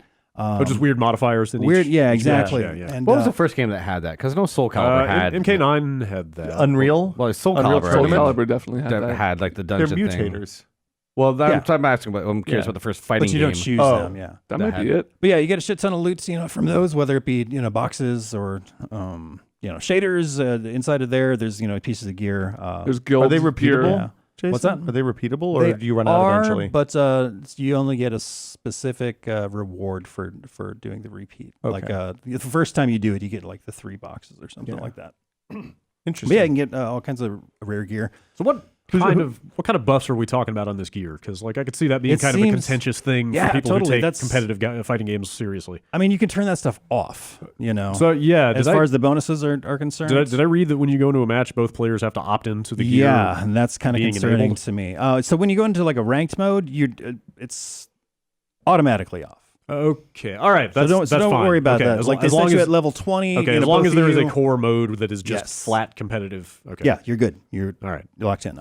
If you're doing just regular lobby stuff or player matches, you both have to opt in to remove those bonuses, but those aren't ranked, so it's like whatever. But I mean, Earn that. are we just talking like straight up like my punches do more damage, or really? So they'll give you bonuses to your strength or your abilities, meter gain. Yeah, meter gain. Huh. Is there also a handicap mode, like where you can set your handicap? I'm not sure. I'm not. Yeah, I usually don't touch that stuff. You so tweeted I'm not- something this morning. It was like a level 20 versus level 1. Was that you? Like a that was YouTube me. video? Yeah, Maximilian actually. That's a multiverse mode. So you go in as a level 1 and you fight. It's like a big boss character that's super leveled up, level 20. Dark side. You fight you do very little damage. You get a huge reward if you beat them. Is it like a daily mode, or how is that? They do have stuff like that, yeah. All of those towers are on, when you go in, there's like, 4 or 6 towers or something like that, and they're each, set for like, maybe it's open for an hour, maybe it's a week. And you get to unlock new additional ones by joining like guilds, as Ben mentioned before. So aside from those normal, like, loot boxes, you also get guild points and guild boxes. So it's another layer of, hey, listen. Warcraft Brad's takes making over the that world. sour face, but you know what? They are giving me free shit like all the time, and it feels That's what they want you to pretty think. awesome. Yeah. It's still coming. That means it's working. Is the loot more like TF2, where like each piece makes one thing good and one stat worse? Not all the time. Like, yeah, not- not all the time. okay. There are certainly ones that, absolutely. Is there sorry, go on. Not that it'll like do it like a straight negative to like a particular ability. No. So like TF2, there'd be variants of a rocket launcher. So one would be the same total amount of damage per clip, but only 3 shots. So each rocket does a little bit more damage, but you have to reload more often. So everything has a trade-off. So there's always a trade-off. No, It's not they're necessarily pretty a much good. This is just These are just buffs, good. positive Okay. buffs. Yeah, Weird. Have you played any of the AI matchmaking stuff? a little bit. So that's kind of like a clicker of sorts. There's a weird mode where you can select 3 characters, you outfit them with gear. It can be separate gear than you normally have on those characters, and you also have points to put into like aggression, defense, throws. It's like RPG stats. 6 Yeah. different stats. You have a set number of points, and then you just fight. You set your team, and you can actively go fight, but you'll also be defending. And you can get 5 loot boxes a day from attack and defend wins. And you just find a computer opponent who's another guy who set up his team of 3, and you fight. And you can watch it. You can watch it in fast motion. You can just kind of. It's kind of hilarious. Like, you have to sign in for these things to play out. They don't happen automatically. If you're defending, no. Like if once you you set up your dudes team the out first there, time, then you're set to defend. What if you were to say have an app on your phone that would let you? I What if you don't had an think it app on your ties in phone? that way. It's a drivatar for fighting. Yeah, kind of. Yeah, it's really interesting. Like, like I'm going to put 15 points into grappling, and then maybe not as much into rush down or something like that. It seems a little inconsistent because I was watching Jeff. We did a little bit of it in the quick look, but he was telling me that he's had 3 level 20 characters lose against 3 level 1 characers. and it could and his stats were pretty even across the board. He didn't really min max or anything, so it seems like maybe it's a little more random, and it's also one match. It's not a full fight. You start with one health bar, so they're just like kind of quick 3. So you could actually like feasibly get cheesed out or something if a computer just kind of catches your they character. still have their loop. full 2 life bars actually. Oh, really? Yeah. Okay, but it's the way that single. Injustice Okay. works is you get 2 life bars essentially. So And that counts as the point of all of this is just to get more loot boxes. Yeah, Yeah, there ain't nothing wrong with that's loot, the point man. of all video games ever. How is the loot box opening animation? The box opening animation is pretty good. There's rumble in the controller, Okay. so like, alright. and it happens pretty quick. It's not as good as Overwatch. It's not as good as Overwatch. I think Overwatch is still the gold standard. Blizzard, nobody does box animation. Please, it's the like purple Blizzard. standard. Oh, Brad. yes, of course. I give it a B as far as like, Okay. yeah, as far as like a grading Maybe the system orange for- standard. I don't actually know the color codes, but I knew that purple was good. Purple's Yeah. good. Orange is good too. Orange is better really than good purple. in Yeah. this game. Pink. So yeah, I like the roster an awful lot. Like the single player stuff has been keeping What's the me craziest character I drawn would in. not expect to be in a fighting game that's in there? I know Swamp Darkseid's in Thing. there. Swamp Thing? No, Really? Swamp Thing Oh, is shit. totally in there. It's What the the dude with fuck? the onks, because I've never even heard of that guy. Dr. Fate. Dr. Fate. Oh, I think it's Dr. that's Fate. not a character. I'm not up on my DC stuff, I'm unfortunately. more of a Dr. Spatzo guy. Man, I would so play a fighting game with Dr. Spatzo in it. God, Dr. what Spitchimin. would that even be? I am Dr. Spatzo. Just a doctor fighting game. It's all the doctors from across. Dr. Mario, Dr. Strange. Dr. Bosconovich, Dr. Dog. help me out. Yes. Yeah. Okay. Doctor. Yep. Dr. Dog. Dog Doctor. Hey, Injustice. So you I seem highly tentatively recommend it. positive. Yeah, I'm super positive. You think it's got actually. legs? Yeah, Yeah. I totally do. Netcode's Yeah. good. Netcode is great so far. Yeah, we played a bunch of matches, locally here.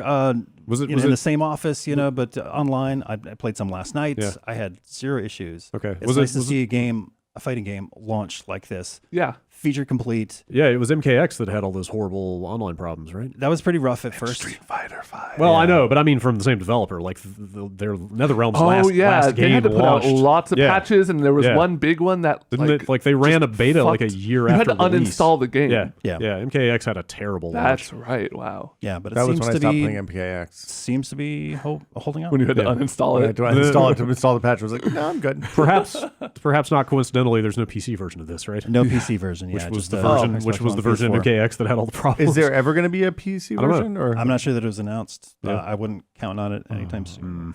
whoa. I think they that's farmed unfortunate. that port out last time. Yes, so I think you're right. yeah. Oh right. Maybe they learned their lesson. Yeah. That's But yeah, unfortunate. did I recommend it to non-fighting game fans Yeah. as well? Sounds like there's a lot in there. There's a lot, Yeah. and all the lobby stuff works great. Yeah, on all fronts, I'm super happy about I'm going this. to get crucified for this. I wish I cared more about DC characters. No, I don't no. think that's. You should watch Batman that's that vs bad of a Superman: take. Edge of Darkness. Should or whatever I? That is. The director's cut. Should I? I watched it last night on HBO. That movie is not good. No, Yeah. no. It's pretty at times, It- but no. I got when they made is it Man of Steel and then Superman Returns and Man of Steel. Man of Steel was like it was so heavy-handed on all the religious symbolism and like I'm Yeah. 33 years old. That stuff was weird, and then like why is Zack Snyder? You're talking about this game being so amazingly well written, like. It feels like I know after Superman came out, the Superman versus Batman came out. The big rumble was that DC executives and Warner Brothers were like they realized it made a bunch of money, but they also realized they're kind of like the word of mouth is so poor. Creatively bereft. And then Suicide Squad was like apparently awful. I didn't watch it. I watched but that. It's also bad. It made like $350 million or something alone Yeah. in America alone. So.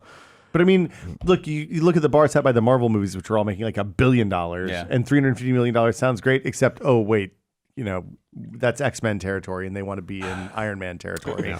I guess they're gonna make a femme fatale movie next with Poison Ivy and what's her name from cool. Harley Quinn. I think Oh, it's supposed to be the next big one. It would be nice to have. They're also Is it going to be women. Margot Robbie again? Yeah, Justice League Dark. I think there is another one they're talking about. Okay. So I guess I they're. can see that. I don't know. I have fond memories of Superman and Batman from my childhood, and like I didn't like the Dark Knight Rises. Even I know that's part of that, not part of their big thing that's going on, but. The Marvel movies have been executing so much better in the writing standards. The thing about the Zack Snyder verse is that he wanted to solve the Superman problem. We all know about the Superman problem is that Superman is boring and sucks when he's Superman. Yep. So they made Superman unpredictable and kind of a shitbag. And I don't know, maybe it could be compelling, but it's not Zack Snyder compelling. They haven't found a way to do it. It seemed that Jeff really enjoyed what they did with Superman throughout the story of Injustice's single player. That's encouraging. Like, if Jeff is actually invested and actually likes this story mode and doesn't care about DC characters at all, that's well, the real problem with Superman in the movies is that the only weakness he has is that he has to protect Lois Lane, who's always winding up getting into trouble. At least in the last couple, it seems like that's kind of been what he's been really concerned about, which is... Well, so if he gets love out of his life, then love is no longer his weakness. It's Lois Lane needs to kick him to the curb. Those movies are Oh, you're saying Lois owes it to the Earth to break up with Superman. She's got to dump Superman to save the planet. Superman to become a nihilist? See, I want to be entertained. I want things to be good. It just feels like I saw Logan for the first time. Are you not entertained? I was not. Did you like Logan? I did. That was really good. I haven't seen that yet. It's not bad. It's hitting streaming. I hear good things about that. Yeah, it's really violent. It's very graphic. Yeah, it's rated R. So sure, your kids. Like that. I'll take the kid. There is a girl in. There's like a 12-year-old girl. Perfect. So, there you go. Yeah, she's really excited when there's a girl in movies. Hey, honey, let's watch Kill Bill. I mean, that's a movie all about positive female encouragement. They do. It is. They do. I know. It turns when out. she's like 16, we will totally watch Kill Bill. She's 4. Yeah, it might be a little young. Daddy, why? Maybe wait a year or two. What's all the red stuff, Daddy? Just show her the scene where she's punching out of the coffin while she's buried underground. Yeah, she'll totally be into that. That won't end up with a small child in my bed at 3 o'clock in the morning. She's going to the park, like asking people to bury her and stuff. In the sandbox. I want to be. Let's play Kill Bill. Well, I tried to get my wife to let me name her Beatrix, because I think Beatrix is a dope name. And there's an B for short. That's very cute. My wife was like, "Look, Beatrix is too close to Trixie. Like, you could end up with that's it's a Anyway, sorry, Trixies. Don't open that can of worms. Yeah, it's a bad thing. All right, it's time for our first break. Let's get out of here. We'll be right back.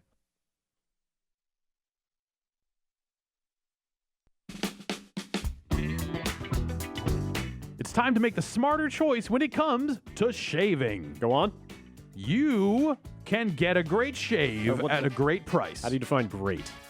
It's better than good. Okay. It's like if good was like a 7, great is like an 8. Huh. Okay. It's at least one better than good. Yeah. So no visible stubble. Hey, how you define that? Close shave. A close shave. Yeah. That's right. It's a no-brainer choice. You can get the Dollar Shave Club Executive Razor and Dr. Carver's Shave Butter. When you get those two things and you join them together, you know what you get? What do I get? A smooth shave. Nice. An executive razor? Am I going to look like a CEO? You're going to look like you just stepped out of the world of business. Yeah. Onto the streets. That's right. Streets are where the real business happens. Exactly. The proper, true executive business happens ground level.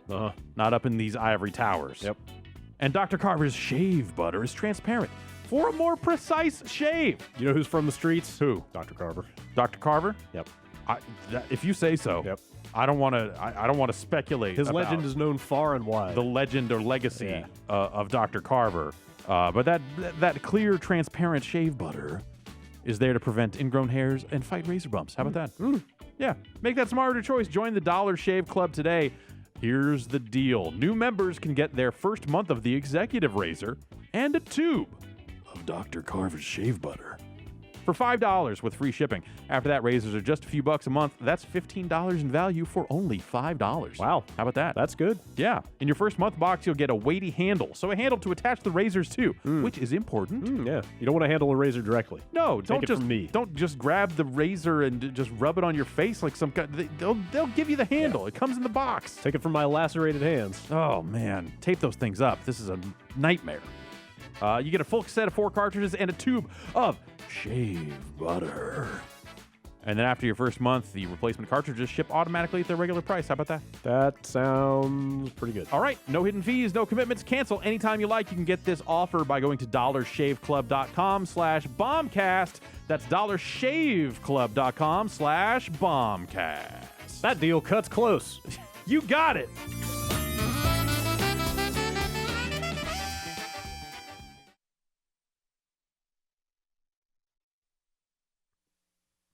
Ben Pack. Ah! Whoa, to startle you? Whoa. Yeah, I wasn't ready for you. You got to stay on your toes in here. It's not like there was a countdown. It's true. Yeah. Gotcha. What you been playing? In 3. Not a whole lot of new a little bit of a lot of things while I finished Persona. Just grinding your way through. I'm gonna be done with it next week. I'm pretty sure. In the final throes of it. Did you get it on with anyone yet? Like officially, without a hard reset? That's a really confrontational question. You said you banged your teacher, right? No, I'm only very good friends with my teacher, who I call to give me massages. Like what? Hold on, wait. I need to play more Persona. I guess. Yeah. You can have her make infiltration tools. You can have her make curry and Is that what coffee. they're calling it nowadays? All those things seem useful. And at the end of the line, she'll give you a special massage. That's an inappropriate parent. What are you talking? It's just relationship. your homeroom teacher giving you a special massage. I don't think there's anything wrong with your doesn't homeroom sound teacher okay. giving I'm you a not special massage. Look, I'm a parent. I don't want my kids' homeroom teachers giving anybody special massages. Until they're It's not older. a special massage. It's a special massage. Get it? How did they? Wait. Are you saying that there's release? You feel relieved. Oh, well, that's something. Yeah. Does it like improve your stats for the next fight? It lets you do stuff at night after dungeon crawling during the day, which you can't normally do because you're too exhausted to After do a long night day of activities. dungeon crawling. Wow. You get to do stuff at night. You get to unwind. Well, you can hang out with friends or go buff stats or something. But I actually took advantage of a somewhat well-known glitch. I wanted to kind of breeze through the last dungeon. So there's a pretty easy way to grind out levels rapidly by it's in the game. It's you take advantage of a certain weather effect at a certain place at a certain time, and it makes fighting a certain thing easier, which gives you a lot of experience. Is it a glitch? It just sounds like a strat. It's not a glitch. It's a strat. A hot strat. You can only do it on like 4 days in the calendar year. Okay. So I decided for the last dungeon, I got part of the way, like the last real last area. I got part of the way through, and I'm like, I just want to beat this. I don't want to have to grind. I just want to see how this game ends. So I got way above where I should be in terms of levels. I am close to level 99 on all my characters. Wow. Just so I can see this game through the end. Ready for it to be over. It's been a little bit of a slog. Yeah. But I do want to see the resolution, and I am interested in seeing where it goes. So I've never played a Persona game before, and I bought 4, 5, whatever this one is. Yeah. The new one. Yeah. And I play like 20 minutes a night before bed. Yeah. And then I fall asleep, and my wife turns off the PlayStation, and You mean fall asleep like with the controller in your hand? Your wife says generally yes. Okay. you should be sleeping. I've never had a TV in my bedroom before until like the last year or so. That's a bad idea. And we It is put a a bad PlayStation in there because I was why would you sick, do that? and I wanted to be able to play games while I was laying in bed sick a few weeks ago. And then I thought I was going to take it out, and I didn't. And so now I play Persona before bed, which is bad. But is there, like, when I go and look at facts, because I don't understand, there's a lot of stuff here I don't understand at all. Yes. And I know I'm not supposed to understand some of it, but like, I feel like I need something that holds my hand just a little bit, but doesn't say try to get me a perfect run. Have you done the thing where you hit the touch? Have you seen there's a way, if you're signed into the web, the online features, you can hit the touchpad, I believe, and it shows you what most people did that day. Really? Like based on stats? If Just you're out, like once cool. it's after school and you can freely choose what activity you want to do, you can see what most people did that day. That's neat. Okay, that's awesome, because I'm just now starting to get to that kind of Freedom. those choices. Yeah. And I don't know what to do, so I'll go just start doing what everybody else did, because that's what high school is all about. I definitely started by doing that. Once I realized you could do that feature, I was like, okay, I'm just going to see what everyone does. And then once I started to realize, like, okay, this is a good balance of these 4 different things I could be doing, and I started to do that less and less. Because like at the end of the day, I kind of just want to go hang out at the hub, have some sushi, and chill out with my friends. Get tea with Anne, talk shit with Ryuji. Yeah. Build up my relationships. Exactly. Just do high school shit. Yeah. I'll probably be done with Persona next week. Excellent. What else have you been plinking away at? For the first time in a long time, not that long, but in a good chunk of months, I played some Super Smash Brothers Melee for the Nintendo GameCube and watched a bunch of it because there was a big tournament this weekend. It was actually really entertaining, the tournament, because for the last 4 years, a pro player by the name of Mango has won Every time there has been a tournament on Mother's Day, he has won. He was kind of number 2-1, arguably top for 2 years, and then he's been kind of a little bit of a slump this last Huge year. like fan favorite though, isn't he? Yeah, big time fan favorite. He's got definitely like the most followers on his stream. He's still he does like a lot of variety streams now. He's still very good, obviously. Like, you know, to compete at the top level of this game, this 15-year-old, the people have been spending 15 years playing this game. Oh, he's not 15. No, I know he's not. He is a dad. Yeah. So he can't be 15 Wait, legally. he's too old for professional games at that point.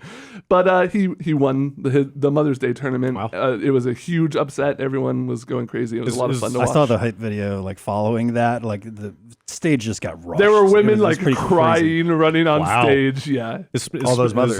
Is Smash not like Dota or League where you're aged out at age 24 or something like that? You know, I kind of assumed it would be, but there are still like fighting games. There's still, you know, Alex Valle is what, in his late 30s? Yeah, something like that. And he can something still like put that. up a He can fight. still Still competitive. He can still play. Yeah. But I mean, he's not at like tippy top level, but he's still in there. For Yeah, sure. like last Evo, didn't he beat Bonchan or somebody super good in Japan? Like with Oh, I don't know. maybe it was 2 Evos ago. I don't know, but fighting games seem to, because in Dota it's more about like Twitch.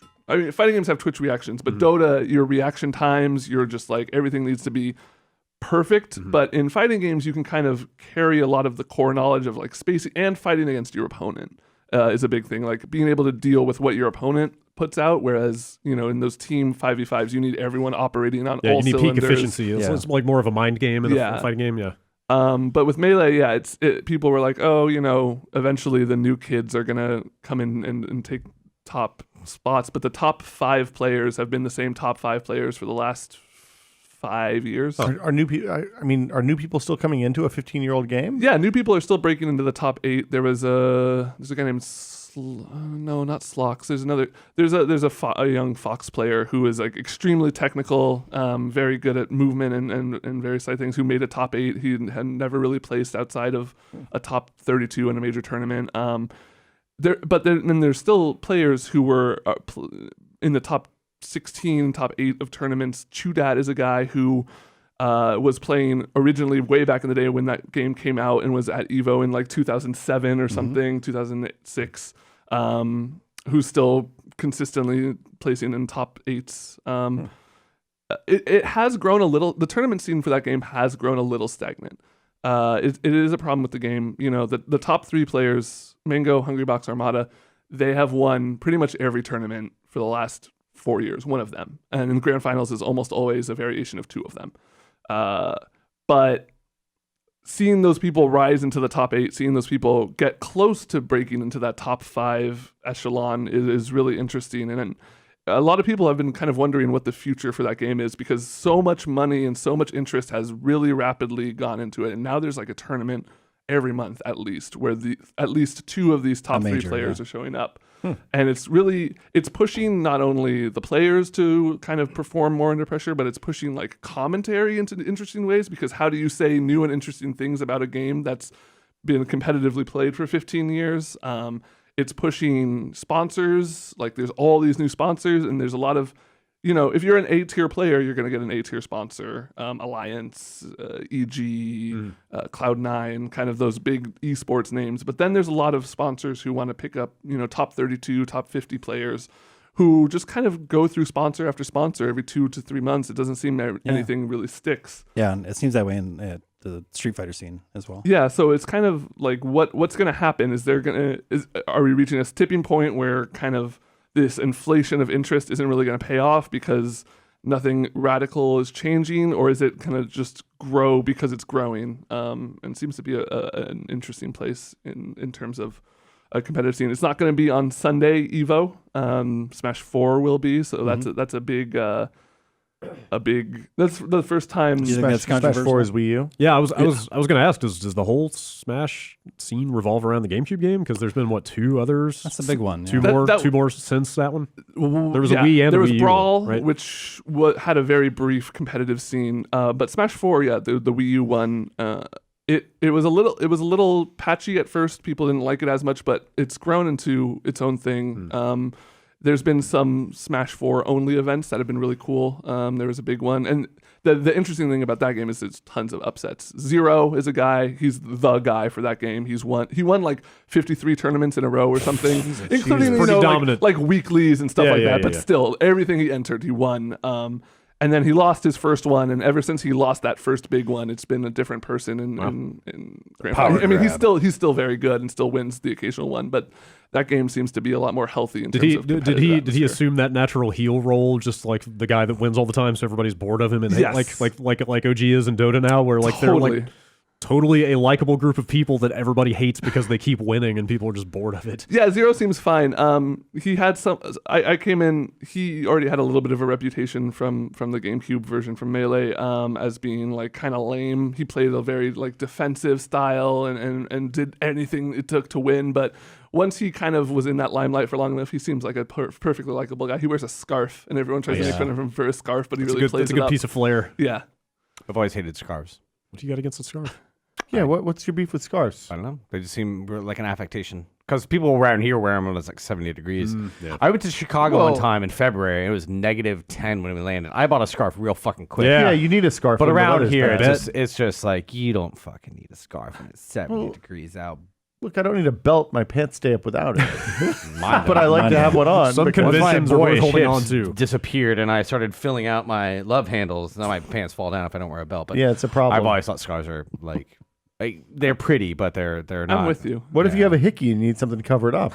I had that happen one time. Yeah, but I just scarf's good for that. You could have used a scarf. Turtlenecks are out of fashion right now. No, scarves are just pointless. The Zero guy just takes Sorry, off a that's scarf my and it's negative- just like Which is hickeys worse, all over the a place.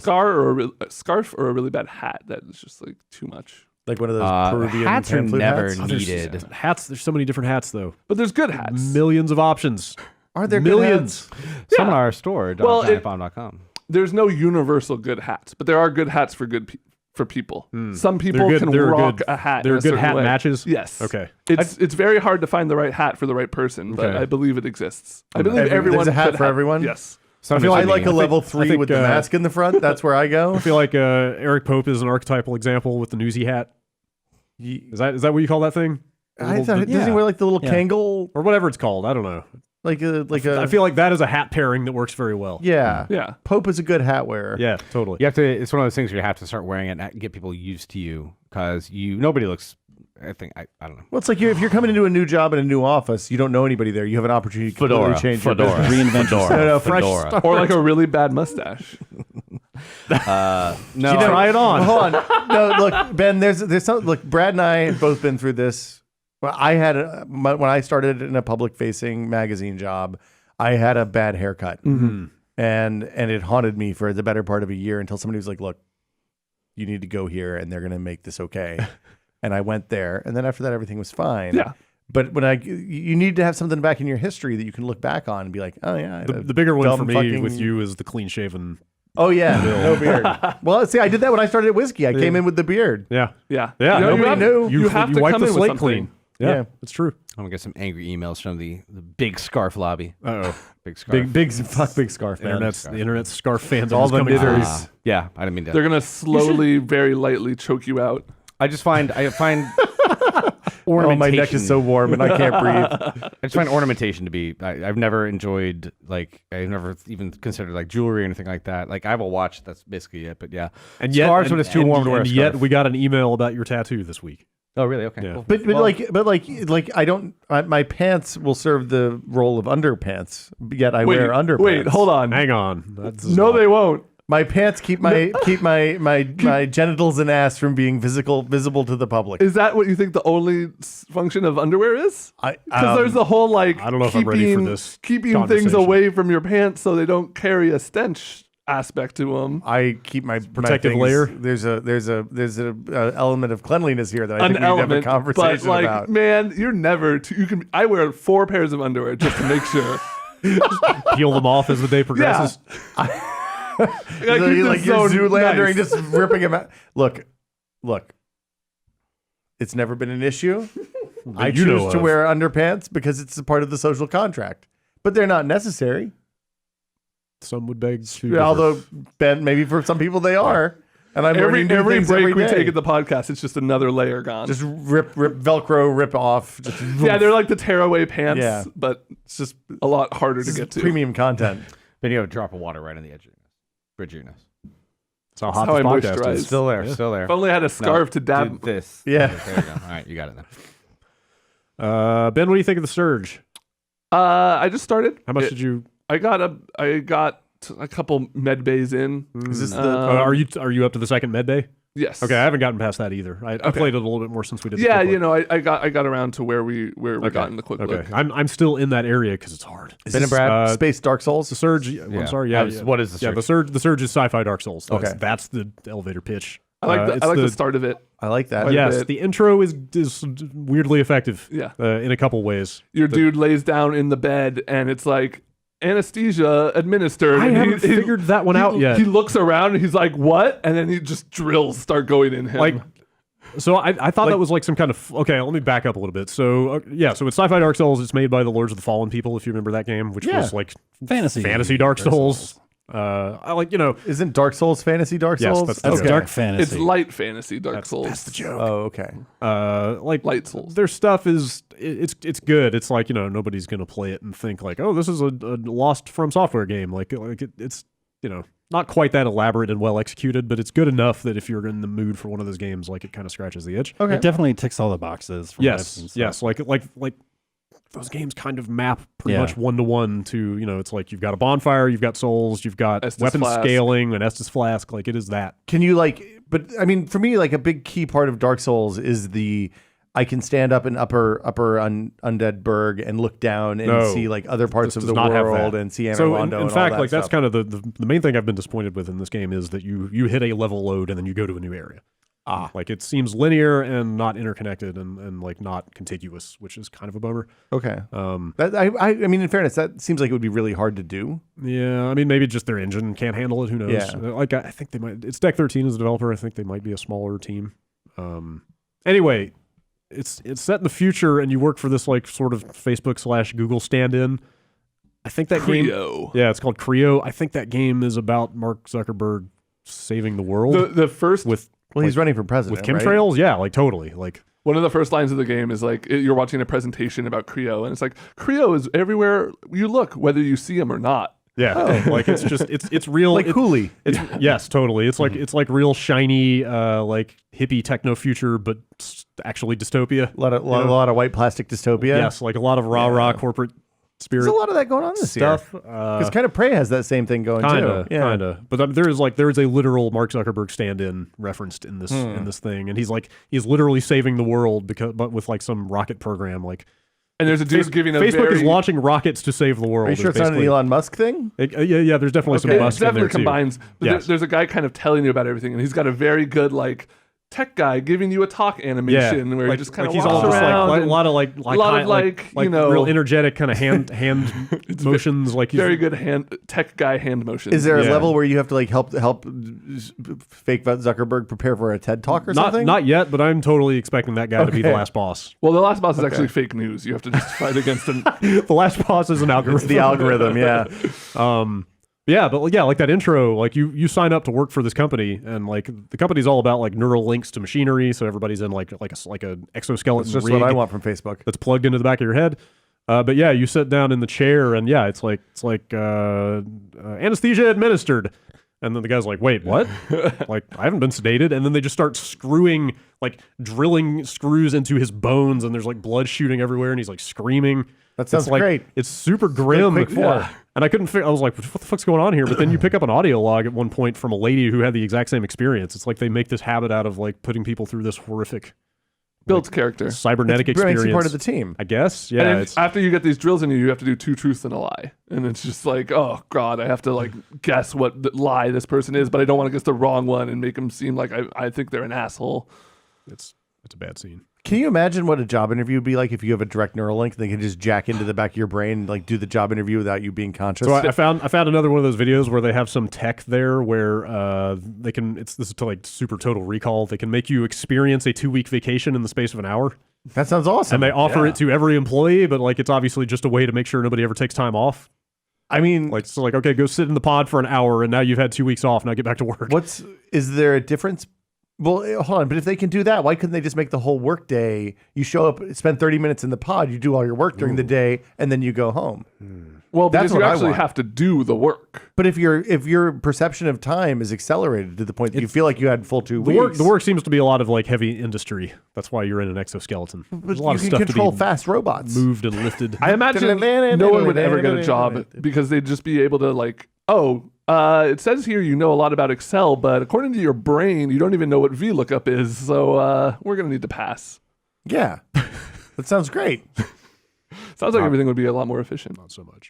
I want the time acceleration VR. That's what I want to be able to like jack into something and get like 8 hours of work done in like 45 minutes because my brain is working at its full speed. Then what do you do with the rest of the day? I'd probably play PlayerUnknown's Battleground. Okay, All right. that sounds all right. Anyway, this game's pretty good. Like it's the combat like is fairly satisfying, but there are very few options that I've seen. Like it's pretty much all melee based. There's no like magic equivalent really. Is it like the normal like big swords, little swords, shields? Yeah, there's Yeah. two-handers. There's Two two-handers. little There's like daggers. gigantic Okay. staff and stuff like that. But there's no like equivalent of like a caster class. That There I've is a seen. meter that builds as you do damage. It's your core meter or something. I forget what they I think call it's it. just as you hit stuff. Yeah, Like, they- as like you hit, and then you can cash that in. So it builds up while you're hitting dudes, and then starts to deplete slowly while you're not. And then you can use that for powers. Like there's a heal, there's a little drone you can summon to do damage. there's like you can cash that in on like an instant execution kill. Can you do like cyberpunk shit and make people's heads blow up and stuff? Kinda. You can target different body parts. That's the other thing it has okay. over Your souls. souls. Yeah, is like you can target like head, limbs, body. So if you wanted like a blueprint for And then it's like, so if you long story short, if you target a certain body part, you can make it so that you get crafting materials for that type of armor. it's like Oh, fuck, okay. I want that So it's dude's like- arm, man. Yeah, so it's like if I need a new helmet, I'm gonna go around chopping heads off until I get enough crafting material to make a new helmet. Can you look at the bad guys and see like? Can you see what the You can upgrades are based on what their you can arms kind of look tell like what and they stuff? have. Like you basically are chopping off broken types of their armor and then breaking that down to craft Okay. like good. and you can versions tell of like it. this guy looks like a heavy, or this guy looks Yeah. quick, so you can kind Yeah. of figure out what the armor is going to do for you based on how the enemy moves Yeah, and it's attacks. it's got some neat ideas. But there's no like syndicate style hacking into their brain, and making their heads No, explode, not making them yet. shoot Nothing. themselves in the head, or Not whatever. as yet, but I'm kind of curious to see where that game goes. It's got some interesting ideas. I literally just said like last week, man, I would love to play a Dark Souls game that is science fiction and not just dirty, grungy. There you go. Yeah, it's fantasy. very bright at times, but it's very factory gray Yeah. at other times. So There's not a lot of character to the environment. It's just a lot of kind of bland industrial. But the intro area is pretty good at like where you're kind of going through like the wreckage, and there's Yeah. like it's a dusty. it's not bad, trail. and you're just like you're instantly opening up shortcuts, Dark Souls style and stuff. Like it's got enough of that That sounds good. if you're in the market for one of those games. The last thing I played a little bit of was Dead Cells. Yeah, people Yeah. seem really high on that game Yes, right now. with good reason. Pretty That cool. game Yeah. is pretty fantastic. Really? Yeah, it's in early access right now. So the elevator pitch, Metroidvania / roguelike. Really good, 2D Yeah, I saw some animation. Rogue Legacy comparisons. Yes. Yeah, It definitely. plays a little bit smoother though. Okay. A little bit, or like way smoother. I really liked Rogue Rogue Legacy- Legacy, Yeah, Rogue Legacy Yeah. plays pretty I good. feel like that game plays really well. Yeah. Yeah. but I think this is a step up. So yeah, you get a couple, weapons like a main and sub, and then you also get things like grenades, which are on like a cooldown timer. But yeah, it's completely run based. Why is it called Dead Cell? Are you playing like a bacteria or So something? yeah, exactly. So you're immortal, guess. right? And Okay. actually, yeah, you are a pile of like, this puddle of goo, actually. And after you die, you come down this tube, and then you find like a suit of armor to. Wait, so you're like animating a suit of armor, basically? Yep. Yeah. Huh. Yeah, it's Oh, that it's sounds pretty- awesome. Pretty Yeah. neat looking. So Yeah, yeah, I've seen like animated GIFs floating around. Like it's got some good art. really good looking game. Yeah. Yeah, it plays really well. Yeah, and then like in between levels, because it's not like the overarching open world that you would see in like a Souls game, even though there are comparisons to the combat and stuff. But yeah, in between like levels, you get to buy permanent upgrades and stuff with souls or cells, as it were. Souls. Yeah, so you can get buy more SS flasks, or make sure that you get this specific freeze bow leveled up, and you have a random opportunity for that to show up during your run and shit. You like find that. blueprints which you can turn into items that you can find in future runs. Okay. Oh, so but it does work like Rogue Legacy, where like you you can upgrade stuff, but you may not have that stuff until you find it in the world. Yep, exactly. But there's also permanent upgrades as well. That's interesting. It's been really, really good so far. Sounds like you played a little bit more than me, and you said it gets a little repetitive with enemy types. Yeah, as far as the enemy types are concerned, and bear in mind, this is early access and stuff, but they did say that they're like 60 or 80% complete. But yeah, I'm like a three levels in or something like that. The environments change considerably well, but I've been fighting the same enemies, I think, for the most part. But I don't know, maybe it'll change up. But for right now, man, it's occupying some time. Cool. It's really, really good. $15, I think, on Steam. You think it's worth getting in early access or wait until? I've gotten my enjoyment out of it. So far. I agree. Cool. It starts you out with a double jump, which is the greatest video game power of all time. Okay. So I'm already. Wow, you're really just planting your flag on that one. Yeah, I've always loved the double jump. It's been my go-to. As soon as I get it, I abuse it. Like it's always the most in Castlevania games. I I'm like a always jump waiting to surge. I like a jump. Yeah, so any expansion on the double jump is great, but like as a core feature, I think being able to move once you're already in the air is the greatest video game power you can achieve. Are there any bad double jumps? Probably. Yeah. I'd have to think about nothing that. comes to mind. I'll think about that. Yeah. I'll report But back. they're all still pretty good. Like even if you don't jump, you can still glide on that second. So you're saying double jumps care are like that. pizza and sex, like Yeah, 'cause, even like, when it's bad. There's the Yoshi's double jump, right, where he kind of goes up and then down and then up. It's not great, but it's still fun and like unique, and you can kind of do different Like the moves. flutter with it. jump, Yeah. I think. Yeah. What about when you when you're Mario and you jump off of Yoshi sacrificing him? Does that count as a double jump still, or is that just a single jump? That counts with as a suicide. That counts as a double jump. It's a double jump and a murder. So it's two great things wrapped up in one. Two great tastes. And then what about like the butt stomp? Like you're up in the air, you're up really high, and you come down. It's a separate action. Takes place in the middle of the jump. Which actually there's movement. is in Dead Cells. Yeah, they actually start out with a butt stomp in Dead Cells. Sounds. I'm never been more interested in a game in my life. Yeah. All right. I don't think it counts, but I think it's good. Okay. Brad, what have you been playing? Thanks for asking. Yeah. Jeff usually does that, but I figured somebody better. It's great to be here. We were doing it on purpose. The only other thing I have played that you guys have not is Farpoint. It's the new PlayStation VR first-person shooter. It's with the gun. Yeah, the Enterprise goes out and they find the space station's really alive. There's a giant space jellyfish and Q's there that is secretly controlling the entire space station. Yeah, the best apple Riker's ever had. Mankind is being put on trial. Yes. For crimes against mankind, basically, yes. and the universe. For being super shitty. Yeah. The shooter is pretty simplistic. This is the thing with the VR, the Move controller guns. Yes, it's got a from gun. E3. It is a fully, so it's not an attachment that you shove a Move controller into. It is a full-on self-contained gun with a Move ball on the front of it. And like the entirety of a DualShock 4 spread across that thing. So like there's two sticks. There's a stick at each grip. There's triggers on both grips. Yeah. The D-pad is up here on your left hand, like the front grip. The buttons, like the face buttons, are on the back. That seems like it's exactly like putting a Move and that navigation nunchuck thing into the double-handed gun peripheral. Yeah. Can you use that thing, or do you have to buy the new one? I think it has Move controls. I haven't tried it. I've only tried it with the included thing. Does the new one track better than the Moves do? Okay. It's about the same. How's like this is the VR only, right? Yes, I believe yes. So how's like it does movement that is. So you're moving with sticks. Yeah, with sticks, which makes people sick a lot of times. Yes, it's weird. So the default control, there are like 5 different turning control schemes, and the default is that you can't turn. Oh, so you turn only by turning your head? No, yes. Okay. So the default, by default, if you don't go in there and tweak, I mean, to be fair, the levels are super linear. Like you are always just walking forward or like kind of within 90 degrees of forward. But yeah, like by default, you literally like the right stick does nothing. Well, so the letting you rotate only by rotating your body is I know that's like the simple way. life hack for not making people I guess motion sick. the problem here is that you don't walk in the direction you're looking. Oh, you only walk forward. So you're like a tank. Yes. So you were pushing up on the stick. I mean, you can veer left and right. Yeah. But you're still like it's hard to explain without you seeing it. But yeah, you're like. It's like your head is mounted to a thing that is driving forward. Does it give you some kind of indicator that which direction you're walking? Not really. I mean, not really. Yeah, it's a strange thing. But like they have settings for the I don't know if there's a term for it. The kind of cut. Like turning, 45-degree jumps. Yeah, basically? not a smooth turning, but like just a kind of the camera cutting from position to position.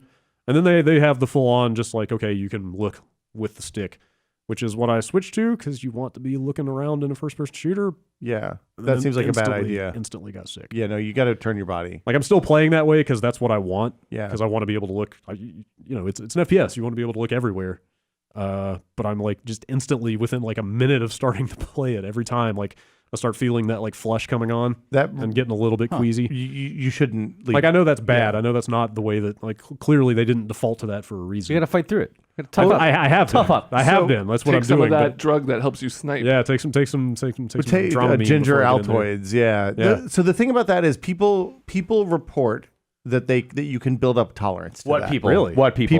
People on- report. People on That's the vaguest thing you've ever said in your life. r/Oculus and r/Vive, the main VR Reddits, talk about getting VR legs. Some I people kind of say- feel like that's bullshit. Everybody's I talking think about it. I actually kind of want to test that because looking at the trophies, this thing probably only 6 or 8 hours long. So Yeah. I might just power through it. And What's the see. story?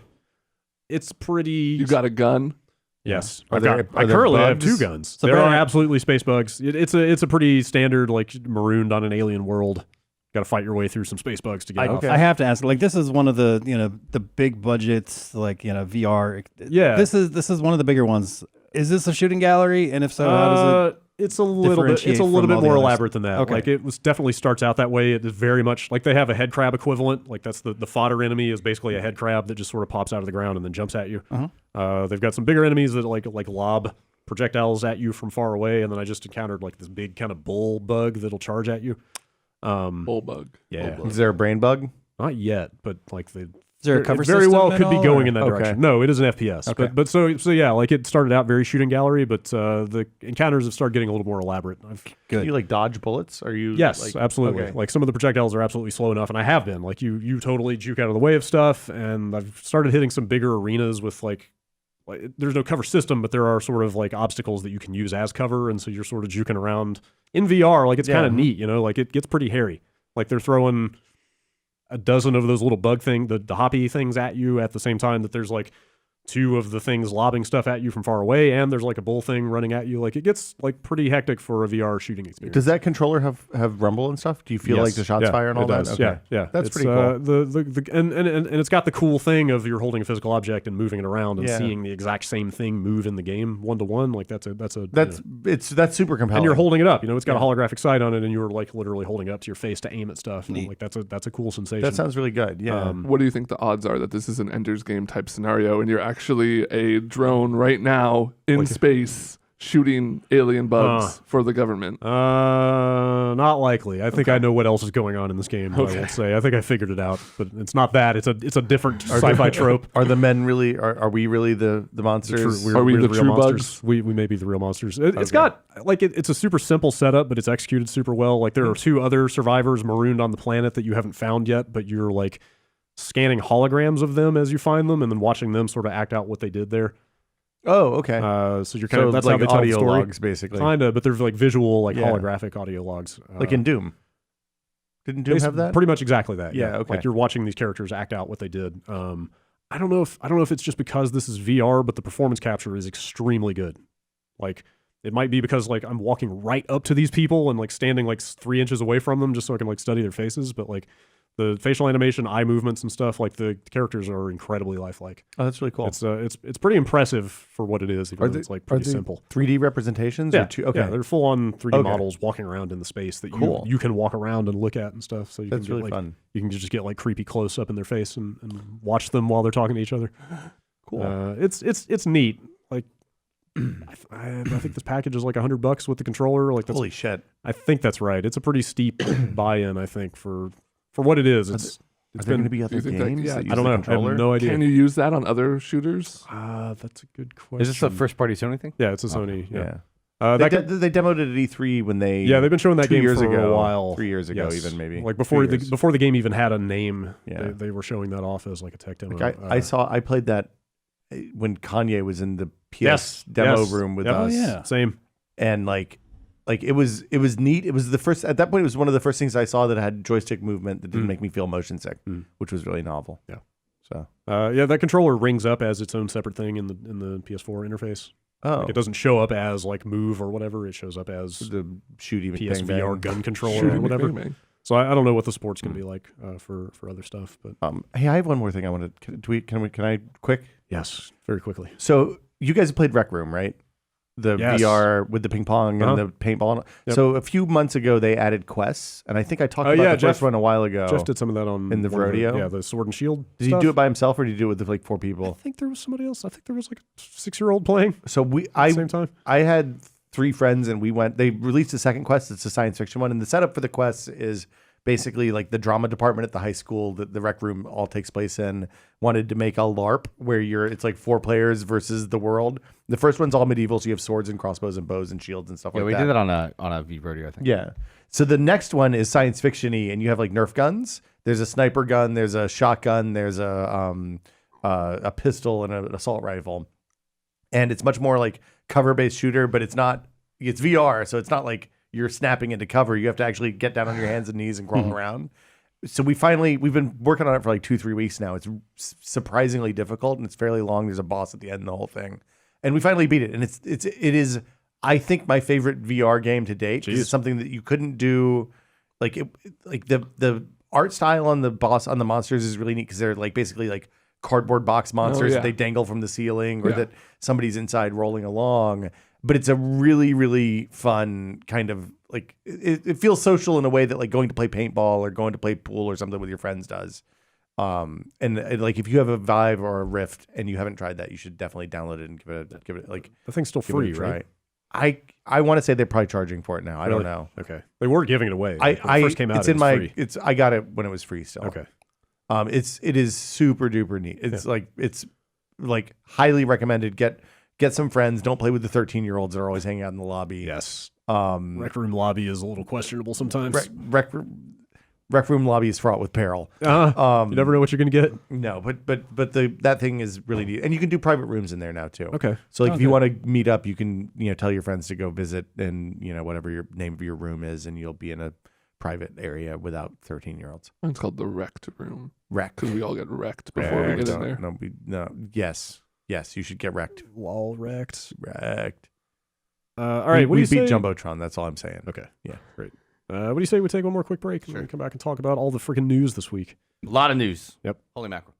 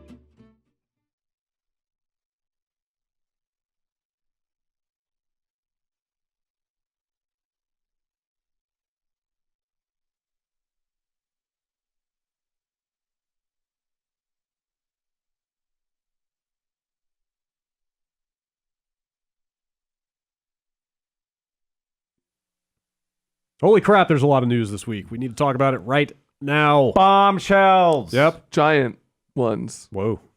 That's on brand. That's the Good stuff. The new Wednesday Wow, show. you really the Buy a did. Bombshell. You really did work in marketing. That's impressive. Hot news? Yes, hot news. Let's read it. Yeah, hold on. Does everybody have their takes ready? I think so. Only Are the they hottest hot? takes allowed. You don't really know if you have a hot take until it comes out, right? Look, Like, that's why it's hot. Like, No, it just no, sort no. If you know deep in your heart that take is hot, it will be hot. Okay. Can we have a category for Game of the Year called Take of the Year? Ooh, that's not bad, actually. That's good. We'll talk about this after. Yeah, we'll have to sit on that one. I don't know if I can read this news story. Do you want me to read it? We have to. It's very difficult to read this. Square Enix is selling IO Interactive. What? Did you not hear it? Did you actually not hear The it? Hitman people? Yeah. What the Dude. fuck are they thinking? They announced their earnings last year, and along with that, they said, by the way, we are divesting ourselves of IO Interactive. Why did that game not sell? I don't know. up to their expectations. Yeah. Well, their expectations are regularly fucking crazy. Yeah, this is Tomb Raider. That's the same that's what I company. was The thinking. same company where Tomb Raider sold like 3 million in the first month, and they said that it was below expectations. What do they want? They want like 1997 Final Fantasy VII They sales? They weren't that explicit about it. Jesus. They didn't. I mean, they didn't come out and say, "Hey, they missed their expectations by X, so we're dumping them." So does this mean that we're not going to get more season of No Hitman? idea. The No rumor idea. is that season 2 is still like being actively developed, right? I mean, it would make sense that they had ramped up on something new Yeah. because season 1 has been done for But they just need to find a publisher. 5 months almost. Oh man, I am so Deep Silver. Well, that's assuming they even keep the Hitman IP because Square could very easily sell IO and keep Hitman. I think they said that IO kept the rights to Hitman. Well, none of this has gone through yet, so like Oh, well, we it's keep all, on. it's all subject to change. But what does it? So Square Enix, did they do Nier? No, No. they put out Nier. they published Nier, The right? Platinum developed Nier. Yeah. Final Fantasy 15, I believe you've heard of it. Maybe. Oh, That's right, the road that's- trip game. I didn't play that. You want a hot take? What's yeah. that? Hitman didn't do anything for me. Ah, man, I don't know what to say. I know asked. that. I asked for hot takes, and I regret that. Oh man, Yes, I'm so sad. I know. Brad, Baffling. Why do you bring me in here to give me bad news? Dude, Somebody's gonna buy them, right? Like that. Like that's the first time somebody's done games as a service that it didn't just blow in some important way. you mean in terms of being like Like a- value for the money? Like a thing that I was excited about Yeah. every time new Yes, service totally. bits They, came to yes, the game. they absolutely It did seemed it right. totally worth it for the price of like a season. Because Yeah. I was put off. I didn't buy the game initially because I was like, oh, a season. I've been done so wrong by season Yeah. passes Yeah. and stuff like that. Where's but Half-Life Episode 3? That's what I want to know. It seemed to deliver. I mean, just the- consistently. The biggest knock against it now, obviously, is that you've missed Yeah. a ton of elusive target But stuff. even from what I've seen, like I would still get my money's worth if I bought. Yeah, that game, totally. Well, which I plan on doing. And like, look, I played maybe 3 elusive targets. The regular contracts that you get, like, I'm sad that I missed elusive targets. Yeah. Right? Like that seems like a fun thing. I'm just as happy going in and murdering other novel people in the same Totally, levels. like all the user made and even their featured contracts are great. Yeah. I mean, the big thing with the elusive targets is you get a lot of unique like writing and stuff. There's extra dialogue and scenarios that go along Yeah. with those. But That but, was yeah. one of the games. There were few games that I could say I enjoyed watching you guys Yeah. play more than Yeah. playing it myself. Like I felt it God. was anxiety It was inducing. one of the best spectator games that axe Yeah. throw, in man. years and years. yeah. Well, It's just as okay, yeah. Sorry, They'll have announcements Fuck, soon. man. I mean, what I've heard, what I've seen tweeted to us, at least a Giant Bomb account, is that IO is keeping the rights to the license, and they'll find. The technical debt has already been paid. Like they developed that game, and season 2 is not going to be. I doubt it's going to be like a whole new engine or anything Right. like that. So it doesn't need to be. I know, but that's what I'm saying. They've already done the heavy lifting of creating that world. I mean, they'll have to do something to make season 2 different than season 1, but they have the technical engines done. They need, obviously there's a lot of work to make another season of that game, but if they do own the rights to it and can put it out, like you said, there's not a lot of business details yet, but Check this somebody out. will come snap it up. I mean, and the nice thing about that is if they own the tech, then like the Hitman part of that is the least Like you could drop another character and build a new franchise around that, and I would sign up on day one if they make that game again. If the worst comes to pass and IO is separated from Hitman, they could totally Season 2 make a different game with exactly the same the stuff. game is called Season 2. It's play about as not Agent 40. You play as Agent 48, and you assassinate the protagonists of different Final Fantasy games. Yeah, that's perfect. Sure. I'm curious if Square took a bath on that last Hitman movie because that thing bombed horribly. I think they probably licensed out the rights to a movie studio who took all the risk, but maybe the rumors were that Hitman didn't sell very well. That movie did very poor. Maybe they don't see that as a growth IP. I wonder if maybe, I don't know. I wonder if they expected the episodes to be like a baseline, and then when they released the year-end thing to get a bunch of like huge sales on it, and just never happened. Yeah, I wonder if they saw like big drop off from because you could buy. What was the first thing was 15? I think the initial release was $15, and you got like 2 maps. Like, Yeah, I wonder if they saw a lot of buy-in on that first thing, and then a drop, like a massive drop off. Well, after that, like if you're talking about like magazines and like a traditional marketing model for like a magazine is that if you do multi-part stuff, then you see a substantial drop off between each episode. Right. Like even though they made the investment to make a $60 game and then sold it piecemeal, and so after seeing people play the Paris level in that first pack, I would have totally paid $60 and on the assumption that they're going to come out with the rest of them. Yeah. Because I thought a lot of people did. Was so good. I thought a lot of people did, but apparently not enough. I don't know. Bummer. Man. It's Oh, that sucks. It's just like, I mean, but they're still making Tomb Raider. Like they said the same thing about the first Tomb Raider game. Yeah. And they're still making Tomb Raider games, presumably. I don't know. I don't know. It's not okay. Yeah. I still need to finish Rise of the Tomb Raider. But now that I played, and I don't, not just because I think Horizon and Tomb Raider both have that crafting kind of open world stuff, and Horizon is just so good, it's difficult for me to imagine going back to Rise of the Tomb Raider and finishing off that kind of thing. Certainly not jumping back and forth. Yeah. What else? You got to have some good news now, Brad. Yeah, I don't know when we will hear more about this. But That might be good news for them. They might be good that they're out from under a publisher that doesn't believe in them. Maybe they'll get picked up by a first party. You know, it'll be a new first party jam. Totally. You know, the Nintendo Switch Hitman 2 Season of Excellence. First person shooter. It's like a Hitman on the go, maybe? I would love. Like, think how nice it would be to play Hitman when you're on the bus. I'm curious now about if they're going to be working on a new Deus Ex because I know the last one was not particularly well received. I have no idea about if they see sales going down for that franchise. Maybe they'll axe that one too. Who develops Deus Ex? Eidos Montreal. Montreal. So wait, I thought it was Square Enix who published that. It is, but it's still called Eidos Montreal, even though it's all part of the same company. Man, everything's weird now. Everything's bizarre. Yeah. Eidos, which used to be a publisher, is now a studio. Like that's why they had IO, because IO was part of Eidos, and Square Enix bought Eidos. Can't spell Eidos without IO. That's true. That's true. Say it. Now you can.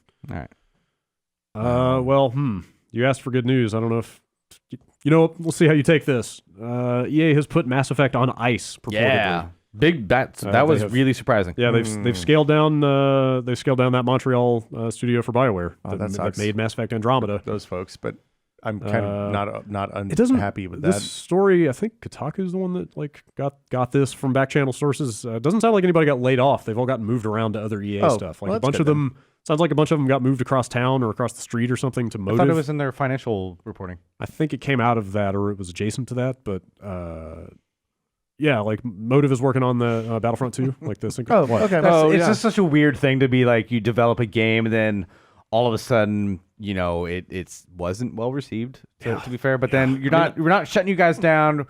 We believe in you. But you're not going to make any more of those games, even though they were probably already working on Mass Effect Andromeda 2. That's usually what happens. Yeah, I'm sure they had plans in the works. I mean, the BioWare Montreal started as a support studio. It was founded as a studio that made DLC for the old Mass Effect games, and then they got the Mass Effect sequel. And I mean, they said they're not canceling any future. They said they're I kind feel of like tabling it for now. All the terms were like we're slowing down, we're peeling back. So I bet you they've still got a couple people doing something. They said they're gonna keep patching it. They said there are people there. Yeah, well, I'm talking about for future Mass Effects. Yeah, things. Like I'm sure there's going to be still like creative meetings about because they've got the IP and sure Andromeda didn't do super well, but they didn't like downsize. Well, right? we don't They were- know. Well, we don't know how sales went yet. 'cause- Like, it's hard to with digital these days. It's hard to get like a very clear picture. But it's like, also- some of the hard copy sales that came out were not super positive. Well, because sometimes word of mouth and sales are very fucking different. Like people can sell 10 million copies of a game that we in the games enthusiast realm don't particularly care for, but they can be very, very popular. And Andromeda might be one of those in the end. I mean, if it had sold 10 million copies, they would be making sequels. I use that term in presumably. a ballpark. No, I know. The only hard numbers I saw were out of the UK, and Mass Effect 3 did better in its first week than Andromeda did. Well, and this also came out in a really, really contentious early part of it. Like it was right around the time 2 weeks Zelda and after Horizon Zelda. and all that stuff. Yeah. Like Lots of good games. Yeah. A lot of other good long games competing for time. In that I will game. play Andromeda at some point. We've talked about it a bunch. They're getting there. I mean, like they put out another patch last week, and there's a bunch of like side by side comparison videos going around now with the different patch versions and what the facial animation looks like. Like it's getting better with each patch. I don't like my character. But yes, like it doesn't address the bigger problems of the writing being like incredibly sophomoric and the mission design being super bland. I've heard a lot of people tossing around worse Mass Effect 1 in terms of like story, which... Wait, did you say worse than? Oh, it is the weakest Mass Effect to me by a mile. Like I've heard technically plays a little bit better than the first Mass Effect, but just two steps back when it comes combat to is good, storytelling.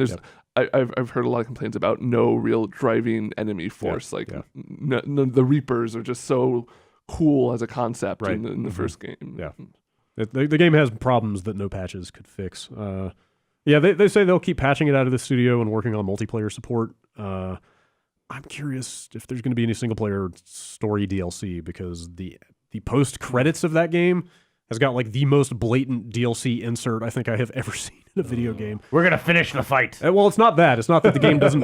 The game tells its story. It has an ending. Good. Like it's not. We literally locked the ending behind DLC. It's a side thing, but like there's literally a terminal after the credits that you go access, and a message pops up that like might as well say like, "Hey, this is where the DLC will be." Get the Prothean. Like it is basically that. Well, I mean, look, I don't mind them doing story DLC. Like some of the best storytelling in the first Mass Effect. Yeah. No, I'm not knocking it. I'm just saying that Shadow Broker DLC is very good. I'm just saying. I wonder if that's going to happen now that they've scaled the studio back. Yeah, like I don't know. This thing says a lot of the people that worked on this are now working on both Battlefront 2 and then also the thing that main BioWare is doing, which sounds like a Destiny type game, which will probably get announced at E3. Interesting. I just noticed this fire extinguisher up here, or fire alarm looks like a little face with blinking eyes. She does smile. Sorry, you can't see that. Can you cut to that camera, Jason? Oh yeah, you know that camera that's always pointed at the ceiling. Yeah, the ceiling. Always at the ready. So my thing whenever I'm on the podcast, you know what? Okay, I got a task for you now. What's that? Take a picture. I said I have a task for you now. You have to take a picture of that thing so we can use it as the thumbnail for the podcast. My talkiness on the podcast is very much directly related to how much caffeine I have. I loaded up right before we started, then I had my little lull. Yeah. And I'm gonna tweet this right now. Okay. I took some pictures of the poop on the way in. If you want to use that instead, there's always options. I might stick to the face on the ceiling. Probably a good idea. You ever look at the Faces in Things Twitter account? Yeah, it's one of my favorites. It's an uplifting right there thing. With, like we rate dogs. Yeah, it's an uplifting thing to have at the ready. Emergency. Yeah. Ubisoft's earnings report happened like minutes before this podcast started. How'd that go for him? Would you like to play into Assassin's Creed? How about a new Far Cry? I tried to play Syndicate and it would never work for me. How about the Crew? You want to play a new Crew? No, I haven't played any Crew. Dude, I don't want to start now. They're making the Crew 2. I'd probably play Far Cry though. That sounds okay. Yeah, so yeah, their earnings Is it stuff Old happened. West? Is it Montana? They didn't what's say. The haps? Probably. This was earnings, so Okay. This was literally like, hey, we're making this. Hey, investors, these games will come out and you will make money. Like, look, I would love to play a Western. Ubisoft made one of the best Western games of all time with that Call of Juarez gunslinger game. Oh yeah. That fucking game's amazing. Yeah. So yeah, I hope that they do some cool shit with Far Cry and put it in new places that aren't caveman times. Montana is the rumor for Far Cry 5. That sounds okay. I think that's the official name is Far Cry 5. Practically guaranteed to be D3, I assume. Yeah, I think all this stuff will be. How many numbers is too many for your series?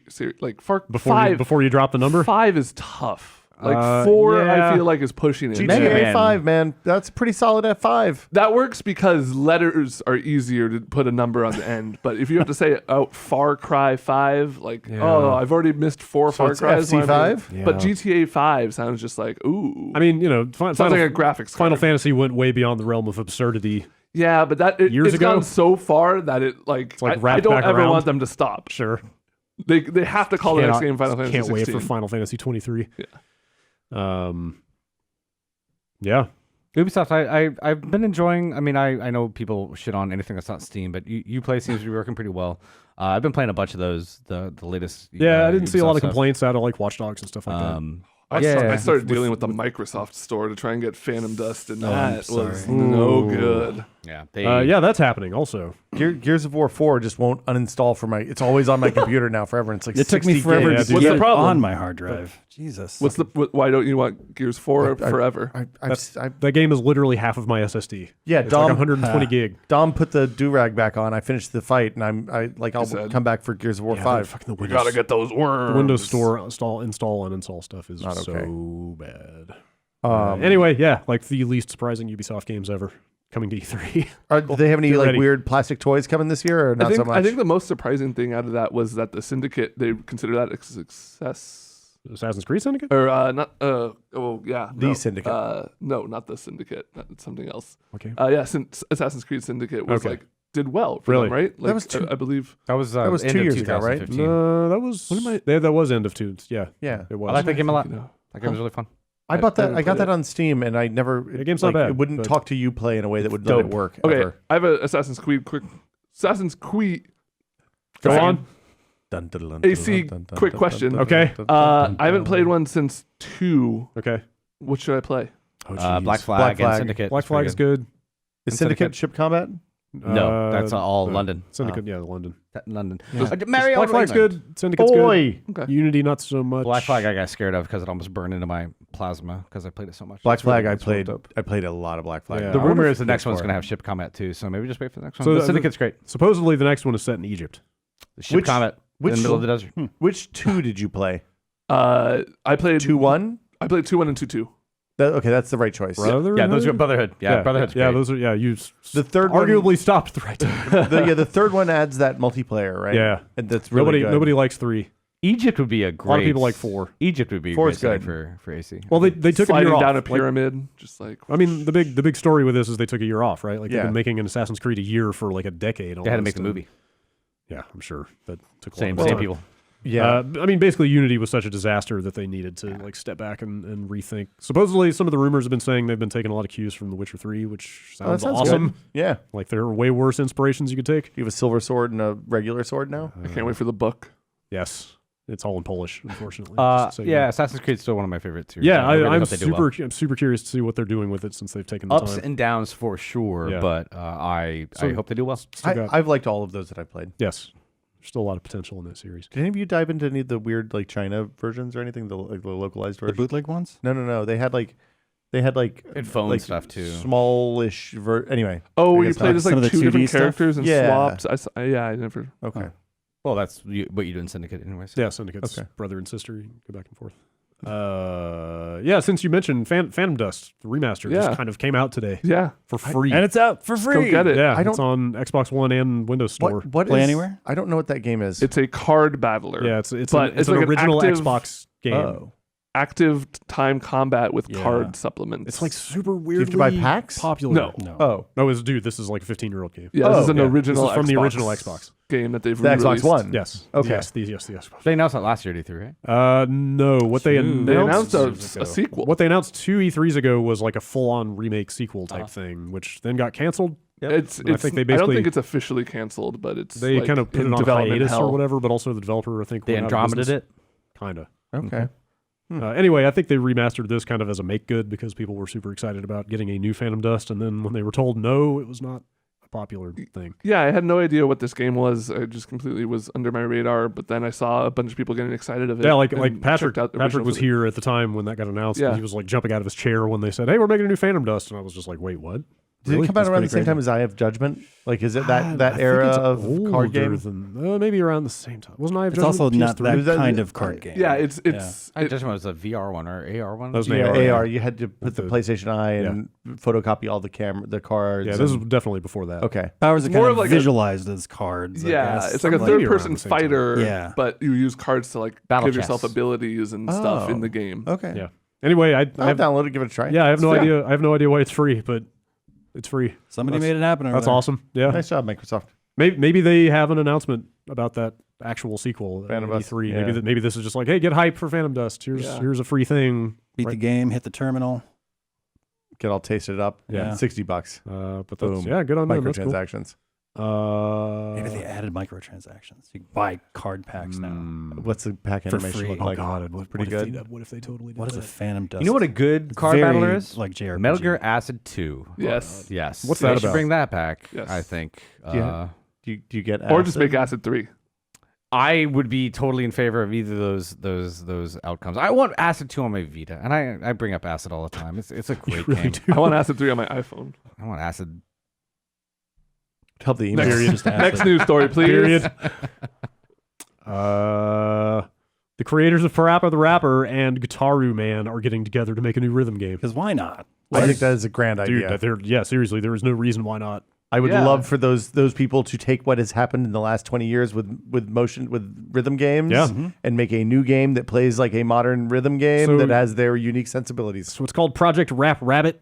Okay. It's about rap battling. Okay.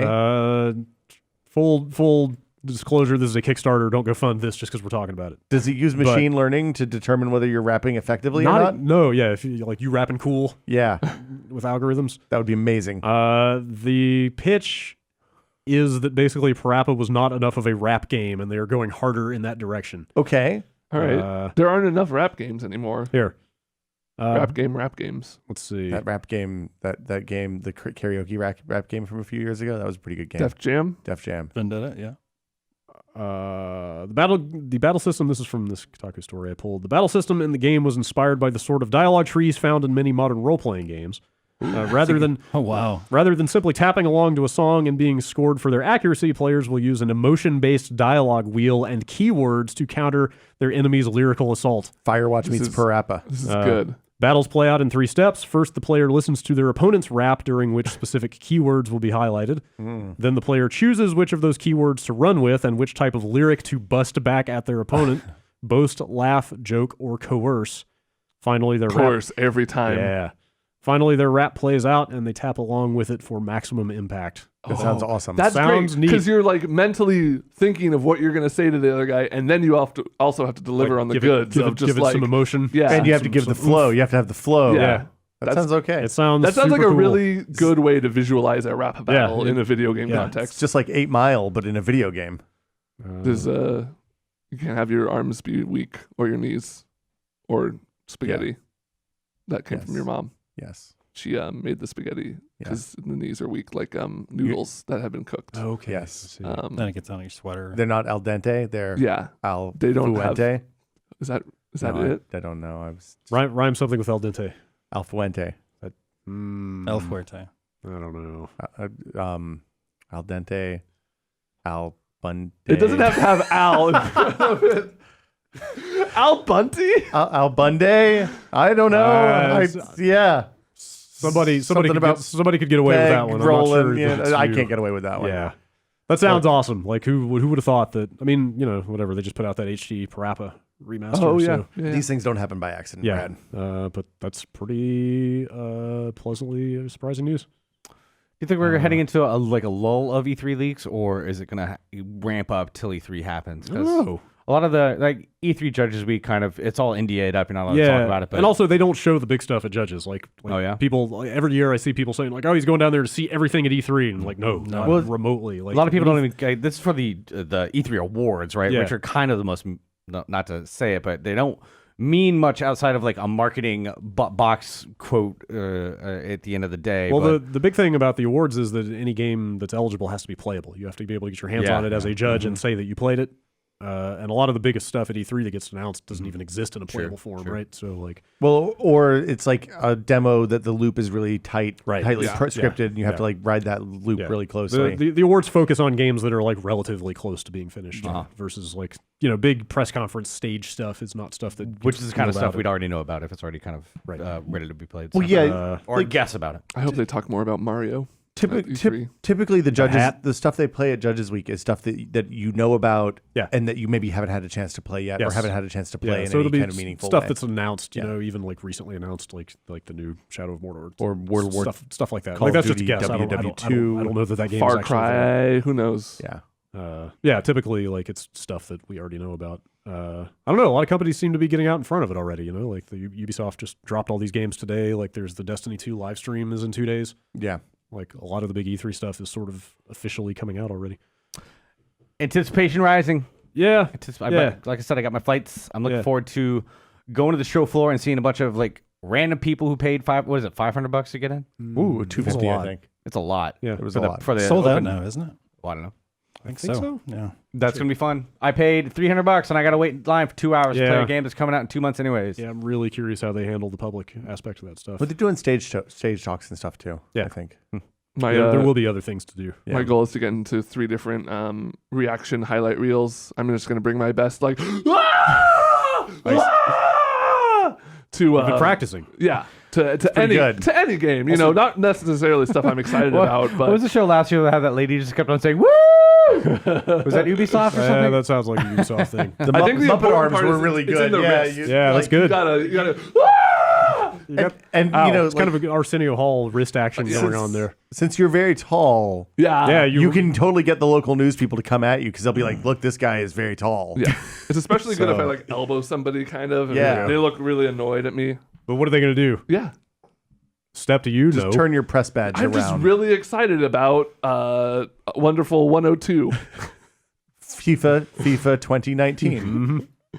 They got Pele back, but this time it's personal. What else? See. What other bad news do you have? A couple other quick news hits here, real fast. You can't buy Alan Wake anymore. Yeah, music licenses. It's all gone. The music license is expired, so they took it down. But you can buy the expansion. Or the whatever the still buy DLC the DLC thing. Yeah, yeah. Apparently, Was it American Revolution or something? What was it called? Oh no, that's a standalone. American Nightmare is a standalone. Yeah, you can buy that. There's also DLC for Alan Wake. Yeah. I'm sure you can probably also pay money for. Hot take: I liked American Nightmare more than that. American Nightmare was cool. That's a pretty spicy take. It's just more fighting stuff. I didn't particularly care for the story. And it was a little. I hated the sidekick in Alan Wake. Barry? Yeah. Oh, Barry was great. Barry's he wears amazing. Christmas lights. Yeah, he wraps himself up in Christmas lights. So annoying. Alan Wake is good. Barry rules. Alan Wake is a good game. I said that one time that I liked American Nightmare more than Alan Wake, and somebody got on Twitter and was really mad at me. It was like, "You're the reason games suck now." Wow. And that was me. Because it was more action oriented. They're just shooting more stuff. Yeah, I guess so. It felt kind of low budget. Like sure, because they reused the same environment over and over. Like you could kind of tell where they cut corners on it. But it's kind of neat. It's true. That concert scene in Alan Wake where you're up on the stage and like trying to get the generators going. That's so good, man. I remember that from Left 4 Dead 2. Alan Wake is good. But you can't buy it anymore. Too bad you can't buy it anymore. They sold it for like 90% off. Yeah, too. They put it on some insane deep sale. What was it? Like $90. It was really cheap. Like that is a cool way to handle that if you're those guys. Totally. They're like, hey, there's days left on this music license. Like you're practically giving it away. If you haven't played it, get it now. Go to your local GameStop, try and find it. Was there a disc version of that? Yeah. Okay, so you'll still be able to presumably go out and get the game of the year or whatever with all the business. They just stopped printing. They've been talking about an Alan Wake movie for a while. I don't think that ever happened. I have to imagine that died at this point. Alan Wake American Nightmare though. Make a movie out of that. Yes, they still can. Still available for purchase. They say they're looking into relicensing the music, but do that no promises. Like there's some possibility that Alan Wake will never come back. They can just take out the music entirely. Did they specifically mention what song it was? Because I remember Space Oddity plays over the last credits. Yeah, there's that. Like I think there's every chapter had a song. There's some Depeche Mode in there. Yeah, there's a bunch of license. Was the music really integral or not really? Does it only play during this chapter ends? I believe the licensed music played over the endings, so and like, that was it. Because the game is basically broken up into like actual like TV episodes. Yeah, like you get credits every so often, and I think it only played over those credits. Huh. Yeah, they could always just go to Jingle Punks, jam that stuff out. They could totally replace the music if they really want to, but we will see. Space Froggity. Ground control. I think Johnny Tom. Yep, there you go.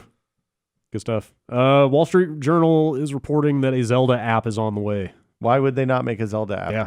Where's the Animal Crossing app? That's what I want to know. The same story. They say that the Animal Crossing thing will be out in the second half of this year, which obviously because we're almost in the second half. Yeah. What do you think that app is? Is it a Korok seed finder? Is it a? Oh no! This is like a game. This is a game. This is not like a thing with for all the Switch Zelda. It's going to be like Super Mario Run. I don't know. Yeah, I would play Cooking Zelda. Yeah. Maybe. I don't know.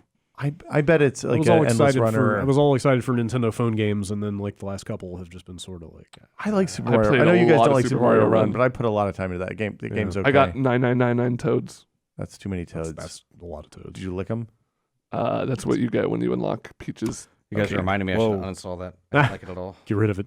And did the that. Fire Emblem didn't do much for me either. No, Fire I was Emblem's too disappointed by that one. JRPG for me. Yeah. Not enough Fire Emblem. Is it? Done. Bye bye, Super Mario Run. Nice. I'd like to see like a kind of point and click kind of turn tactical Zelda combat thing. That'd be kind of Tactical fun. Zelda. They said combat. they prototyped Like a Breath Zelda of the Tactics? Wild in 2D. Yeah. And somebody kind of rebuilt that, I think, in Yeah. some other engine. Yeah, I I think saw they could that. probably do a 2D Zelda or something like that. I mean, look, what I want is Zelda Maker. Yeah. Sure. Yeah. The Zelda Maker would be like make your own Zelda 1 game. That would be dope. Do a little voice acting. That'd be all right. Yeah. What? Oh God. Listen. What? That was not DMX. Sorry. Yeah. I don't have the base. Lastly, Vanquish is coming out on Steam. Yeah. you did have good news. I did. I saved the best for last. That's pretty good. I'm not playing Platinum's this best game. Sounds like it's I got. agree. Sounds like it's got the same bells and whistles as Bayonetta. It's this is straight off the Steam page. It says fully unlocked frame rate and gorgeous HD resolutions up to 4K. Hell yeah. What is Play it Vanquish? your way. You guys keep on talking about Vanquish. I've never Vanquish even is heard of a third-person shooter. It is like Vanquish is basically Gears of War filtered through Platinum Games sensibilities. It's all Instead about, of like- using cover. You have to hide. you have to slide. You slide around on you've got your like knees you've got with like a rockets jetpack. in your knees or something, and you like skid around on your knees all Was the it time. a big thing when it came out? When did it come out? Not it was really. kind of like a sleeper hit. When did it come out? 2011. Is it It was when we were in the dedicated? basement, wasn't it? Yeah, we were at the Front Street office when Yeah. that came out. I was 20 watching a lot of movies. So like I probably- 2010, Yeah, 2011. If you're behind cover, you have a dedicated button to press to smoke a cigarette. And the reason you do that is because the robots get attracted to the cherry, and then you can like throw it over there and then slide. But Yeah. I Oh, like I a game didn't with know a that. dedicated cigarette button. Vanquish is pretty cool. Yeah. How much Smoking's does it bad. cost? And it's The gonna bad be, guy is basically Vladimir Putin in a mech suit. How much does it cost? Pretty good. I think it's 20. I think it's Let me 20. see. If you own Bayonetta on yes. PC, I think you get like $5 off or Yes, something. yeah. So yeah, it's 20 and 15 if you already have Bayonetta. It's pretty I exciting because like I played that on the 360 and I remember it being real framey, Yeah. especially Yeah. toward the Yep. end. Yeah. So yeah. And if they it's clean not, this up and it's running fucking smooth, man, it's Yeah. gonna be a looker. Yes. I can't That wait. game is pretty. Also, it never came to backwards compatibility on Xbox One. Oh, so, really? So yeah, this is like the only way to play like a good smooth version. And of was it on 360 or no? Yeah. Or I mean, on 360. PS3? No. Yes. Yes. Yeah. I think so. Yeah. I tried doing I forget the name of the difficulty, but the hardest difficulty on there. So that game's all about like collecting weapon upgrades and upgrading Yeah. your stuff. But in that hardest difficulty, if you die, you lose all your weapon upgrades. Wow. Basically. Wow. That's intense. It was tough. I think I got about halfway through it and put it down for something else. But I like that game Yeah. quite a lot. I played that as a cover shooter at first, and then I talked to somebody at work, and they were like, "No, you need to slide." And I was like, "Oh, okay, this is a much better game now. I Yeah. totally get it. Once you start moving around, it really Yeah. feels right. Hmm? It's fucking great." All right, that's it for news. That was a lot of news this week. Big So, news. Yeah. Let's get into some emails before we get out of here. Bombcast@giantbomb.com. Don't say Email the word. address. Don't say the word email. I hate it. Why? Email? It's been my last 3 weeks have been nothing but emails. Yes, shudder. Again, support at giantbomb.com. Our first question, Matt Rory, where is my refund? The sale. Don't use your refund. Don't use your store code. Email me. Email I'll hook you support at up. giantbomb.com. Do it. I'm a little behind right now because yesterday was really bad. But support it. Just sale price. I'm happy to give you. I'm hook you up. Yep. Just let me know. All Just right. Be patient with the reply. Blake writes in with what he calls new evidence in the knife versus bat debate. Oh Okay. no. When it comes to knife versus bat, I have always been a bat guy. I figured the increased range would be the deciding factor. If you could get one hit to the head with the bat, you win. However, a friend of mine recently told me about how a family friend of his was brutally assaulted with a bat and lived. Sure. The man was unarmed and caught by surprise by his attacker. He took a full-on blow to the head and another full swing to the arm, but he was eventually able to wrestle the bat from the attacker. Before he could get a swing on the bad guy, he briefly lost consciousness due to the head trauma, and when he came to, the assailant had retrieved the bat. He was struck a second time in the head before he could wrestle with the attacker and scream till a neighbor showed up and the bad guy got spooked and ran. This isn't a fun story. No, not This is- especially. this No. No, but it's I important. think you just ended the knife versus bat. I think that's the point of this email. Nobody wins. Well, we're not even done yet. Oh God. Oh boy. He suffered a fractured skull and the bones in his arm were basically shattered, but he is totally stable and responsive and expected to make a full recovery.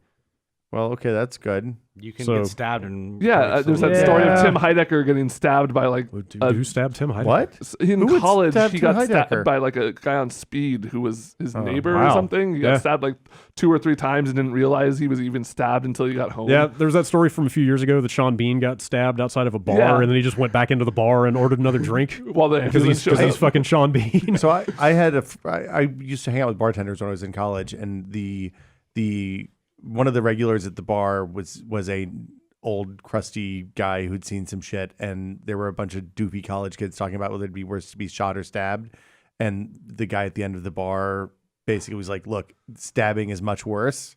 The shooting you don't feel," and went through the whole thing. They're like, "What? How do you know this?" And of course he'd been both shot and stabbed. Man. All right. Still no clear winner then. Nobody wins. Yeah. The only way to win is not to play at all. Try The only way to win is bring a gun. That's just kind of depressing. Knife versus bat versus gun. Try not to get into a situation with bats and knives. Yeah, don't get into a bat or knife fight. That's a good advice. How about that? Live your life one quarter bat at a time. Yes. Like those little mini bats you get it when you go to a yeah. baseball game. Yeah, those Yeah. are cute. It's a bottle opener too. It's Yes. convenient. Indeed. Any more uplifting emails you got? Sure. Some sort of cancer kids or anything like that? What do you got for us? Hit us with something good. Someone comes in from Brian in Cincinnati. I lost both my parents today, and I was looking for a video game recommendation. Just had my foot amputated, so I can't go anywhere right now. Oh, Jesus Christ. Here's an email from Henry about Battlegrounds. Okay. I absolutely love your Murder Island content. Please do more. My question is, do you think the game would benefit from having a small setup or storyline? No. Even if it were a one-time cutscene at boot up, something like you're all death row inmates thrown onto an island fighting for your freedom and criminal record deletion.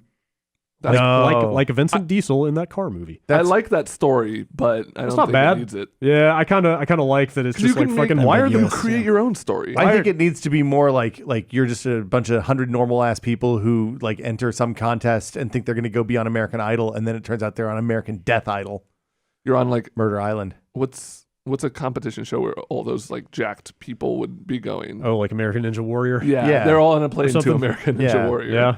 Who wants to be America's next gladiator? And it's like a American Gladiators. There's a lot of opportunity. I there. really like that game doesn't even bother to justify itself. It's just No. like fucking. Why are 100 people here? Why are there all these guns? Who left all these guns Why- in these houses? Like, why is who nobody used to wearing live here? pants? Like, fuck, Yeah. who Yeah. cares? It's really good. It's absurd in that way, which is a good time. There should be one audio log on the map spawned every time, and your chance of finding it is virtually nothing because it's tiny. Oh my god! And when you find it, you get the first part of the story, and there's 10 parts. You have to crowdsource, piece together what happened on this island. WoW added something like that where you had to find 10 letters in a row to spawn a world boss, but you had they were fucking all over the place. That's my WoW story for the day. Wow. I haven't played Bad it in a couple- Rory's Wow Moment of the Week. I haven't played it in a couple weeks. I've been playing That's impressive. Horizon. PUBG. Oh, getting your Horizon on. That says a lot. Matt from Connecticut.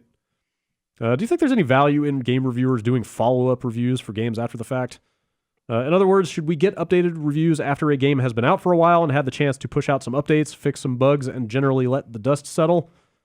As you might imagine, this is about Prey. Who's got time? A recent example of this is IGN's review of the PC version of Prey, which they gave a 4 out of 10. Yeah. Because they couldn't finish it. They launched, yeah. But the weird thing there is they could not finish the game, still 4 out of 10. Like literally could not complete it. Yeah. So You were arguing the opposite of what I saw most people arguing, which What? most people I saw thought that score was too low. I think if you were arguing that it's too can't high. Beat a game. Yeah, I think it's a pretty critical flaw. Arguing about review scores is 1998 to me. I don't really do it that much, yeah, but it's a weird thing to say. But more to the point, is that the whole email? No, there is a little bit more. I was curious because you're here, Will, and you used to Yeah. run a magazine, and so you've Yeah. got thoughts about review scores for sure. He says, over the last several years, we've seen a large shift in the video game industry where games are pushed out the door in a non-final state, which varies in severity, and fixed later through day one patches, followed by a series of updates which seek to further optimize the title and address other issues players are seeing. So, Don't reward them for that. Yeah, like a rolling review. I think that's just giving them a pass for putting out a non-final product. well, but then you look at like a game like WoW that evolves over every time from the launch to the expansion, or Dota. But Which those Dota are positive currently- additions to an already like solid foundation. Well, okay, like that's different that's than fair. filling in gaps on a thing that was not taken all the way. I On this specific example of Prey, it's an interesting. I'm going to point at the table because that's what I do when I talk. There's an interesting. Like, it wasn't like he had a progression bug where he missed a key or threw something off the side of the world that he needed to unlock a door, and it was the only object, and he couldn't move on and roll back to a previous save. Yeah. The bug was actually that his saves got progressively more corrupted the longer he played, which seems like a really severe underlying fault. On top of that, like, it was a relatively widespread issue. Like, you could go online, and you didn't have to look far to find other people having the same problem. There was a dude you had to talk to. You couldn't talk to, right? Was that the thing? No. This, like, there was another one I know where there's a dude you had to talk to, a quest guy, and once you've completed the quest, you went back to talk to him. He was not. Oh, I hadn't heard about that one. That's a progression bug to me. That seems like something that should be easy to patch. On top of that, like, right? if you read what he wrote in the review, like, when he had that save corruption bug, he made a good faith effort to finish the game by talking to the developer, and they sent him a save, and then that save ended up becoming the same problem. Like, at a certain point, when you have this problem over and over, like, you kind of run out of chances. So like my feeling on reviews has always been, and this is why we didn't do scores on Tested. Like, we didn't put numbers at the end of reviews on Tested because we wanted people to read the review, because you lose all of the nuance that comes with the conversation that Dan had in the review when you just look at the 4 and it's like, there's a bug that made me not able to finish the game in the little box with the score, and all that stuff goes away. Yeah. Like, I've always been of the opinion that you probably don't have to finish bad games to know that they're bad. Like, you know, if you played 3 hours of a game and it's fucking terrible, and you're like, nobody should suffer through this 3 hours to get to the greatest game of all time in the last 5 minutes. Yeah, that's fine. That's right. That's Wolpaw's law. Right. Yeah. Right. Time to create. Time to create's a whole. That's a different standard. The all-time best metric for video games in history. I mean, it makes Heretic 2 the worst game of all time, even though it is one of my all-time favorites. But I wouldn't have probably put a score on. Like, if not to second guess, Dan's a friend. Yeah. I don't want to back Monday morning quarterback him. I would have not scored. I would have put this out and said, here's why we're not doing a review of this game, and then probably just never reviewed it. I think that's a fair approach. That's a valid. GameSpot has like review in progress stuff. Like, they have their review blog or something. Yeah. I think that's been kind of a decent way to do it. But you can't. There's no reason to. In terms, going back to the question, in general speaking, updating reviews after they've been published. That I feel is, if it's an official review and you're changing something that big, especially for a big site like multiple sites, it feels like you're rewarding people for putting out stuff that I tend to agree. I think that there is a certain value to it for games that are already good and then continue to do good free post-game release. Additional coverage is absolutely warranted, but going back and rescoring a thing, I feel like, or even rewriting the review. Yeah, like, nobody's going to read that. Nobody's going to ever see it because it's not going to bump up to the top of your list. Reviews are relevant at the time of a game's release. Yeah. There are cases where that is applicable, and that happened back in GameSpot days. I know a couple of times there was at least one review where a freelancer was assigned a review, and it was an online game, and they found out he had played it for like half an hour, and I think that review was taken down and reassigned. Yeah, well, that's a totally that's a very different thing. Shitty. I think that's problem, the kind of the place where reviews are. It's valid to kind of go back and wow, we fucked up editorially. If you're saying that this game was fucked up from a production standpoint and then got better. I mean, there are a lot of people who play games the day they come out, and if they're unplayable or really shitty the day they come out, that's a valid thing to note. Not like it might get better later. Like, the idea of going back and raising a score incrementally as they iron out bugs or whatever is like A, nobody has that kind of time, and B, like, that's giving not exactly practical. And B, that's giving them a pass on putting out a buggy game. As a consumer, though, like, maybe you're just now getting into, like, the PlayStation 4 era, and you want to, take a look at, like, what did I miss, know? But there might be games that have been fixed since then that might show up on Metacritic. Or go to Game of the Year.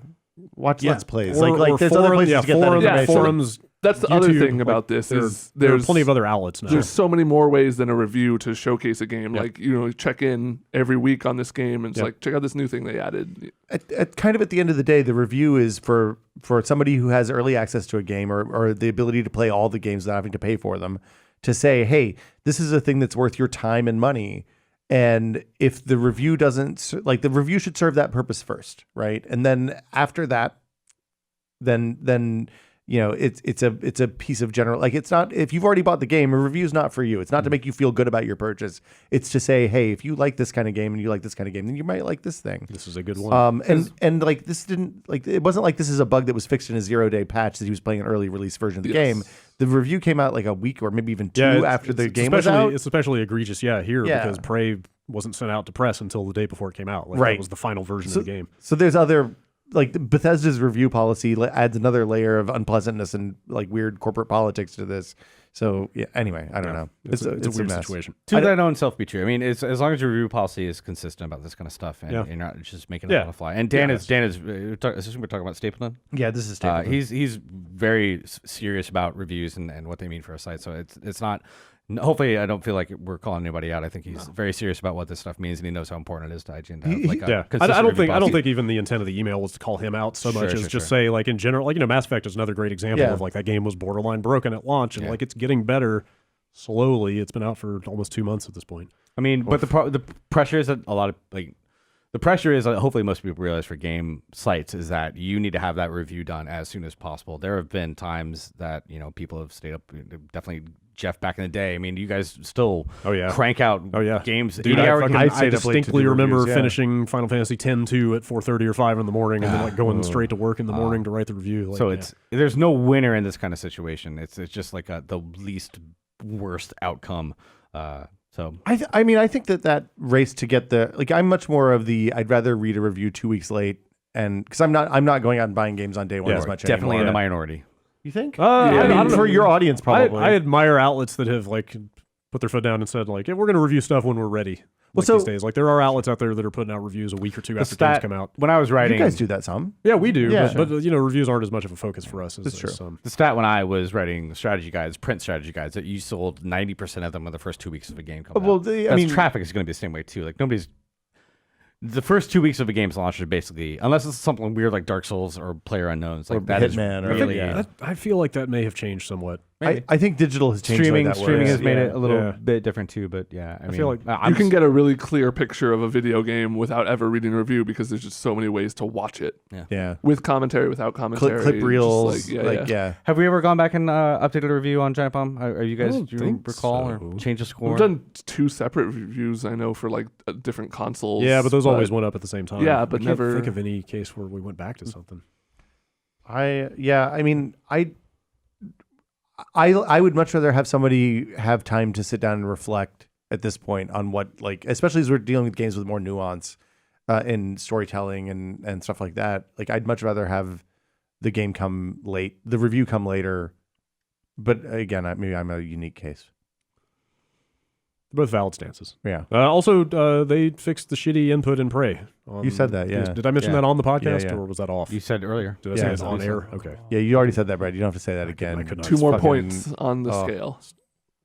Yeah. Was 3 it hours in, hard to remember. input lag? Like the stick input was really... But you're trying to shoot like really small things. Really quick. Well, I mean, the enemies are super nimble and like evasive. Even with mouse and keyboard, they're kind of... all I know is I really want to play that game. So it's pretty good. That kind of pray stuff. that you do. I only have one horizon on the horizon. Some of the stuff I've been seeing about Prey as people have had time to dig into like the logic and the way it's designed and laid out more sounds kind of fascinating. So it's got killable NPCs, like you can kill all the NPCs, and apparently it's still possible to finish the game.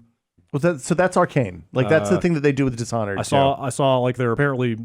This is another thing I always think is super fascinating. There are multiple ways to finish the game prematurely. Like there are exit points before you get to the actual ending. We tried one of them. We tried going into the sun. Yes, we tried to get to the moon. Or the moon, yeah. There's a 6-minute speed run or something like that of that game at this point too. There are apparently like alternate ways to finish the game. Well, that are kind of unexpected. Spoilers. I don't know what any of these things are. You start talking about the ending of a game on a podcast. I don't know. I have no idea what the ending is. But that's if you played Dishonored 1 and even more so Dishonored 2, which is a different studio I know than this, but like they are so good at giving you, like, they'll let you break that game in really really interesting ways. And with the glue gun that you have in this one, even though it's a little bit limited in that like you can't stack glue on top of other glue, you can do crazy shit. That's kind of the impression, right in the initial opening section. The impression of the game. I was getting was that you can kind of engineer your way to some pretty unconventional paths. But you don't have to. Like if you just want to play it like a normal quarter shooter where you go through and murder everybody, you can do that too. Did you guys watch that Portal speed run where the guy did it without creating any portals? Instead, he spawned boats. He spawned the Half-Life 2 boats,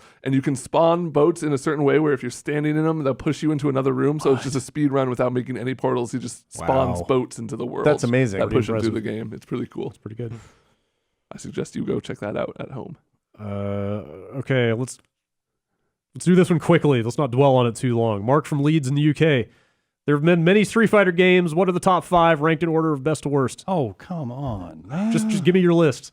Oh, shit. Oh no, he's flummoxed. Super Turbo. Super Turbo, Super number Turbo, one. number Yeah. one. Third Strike.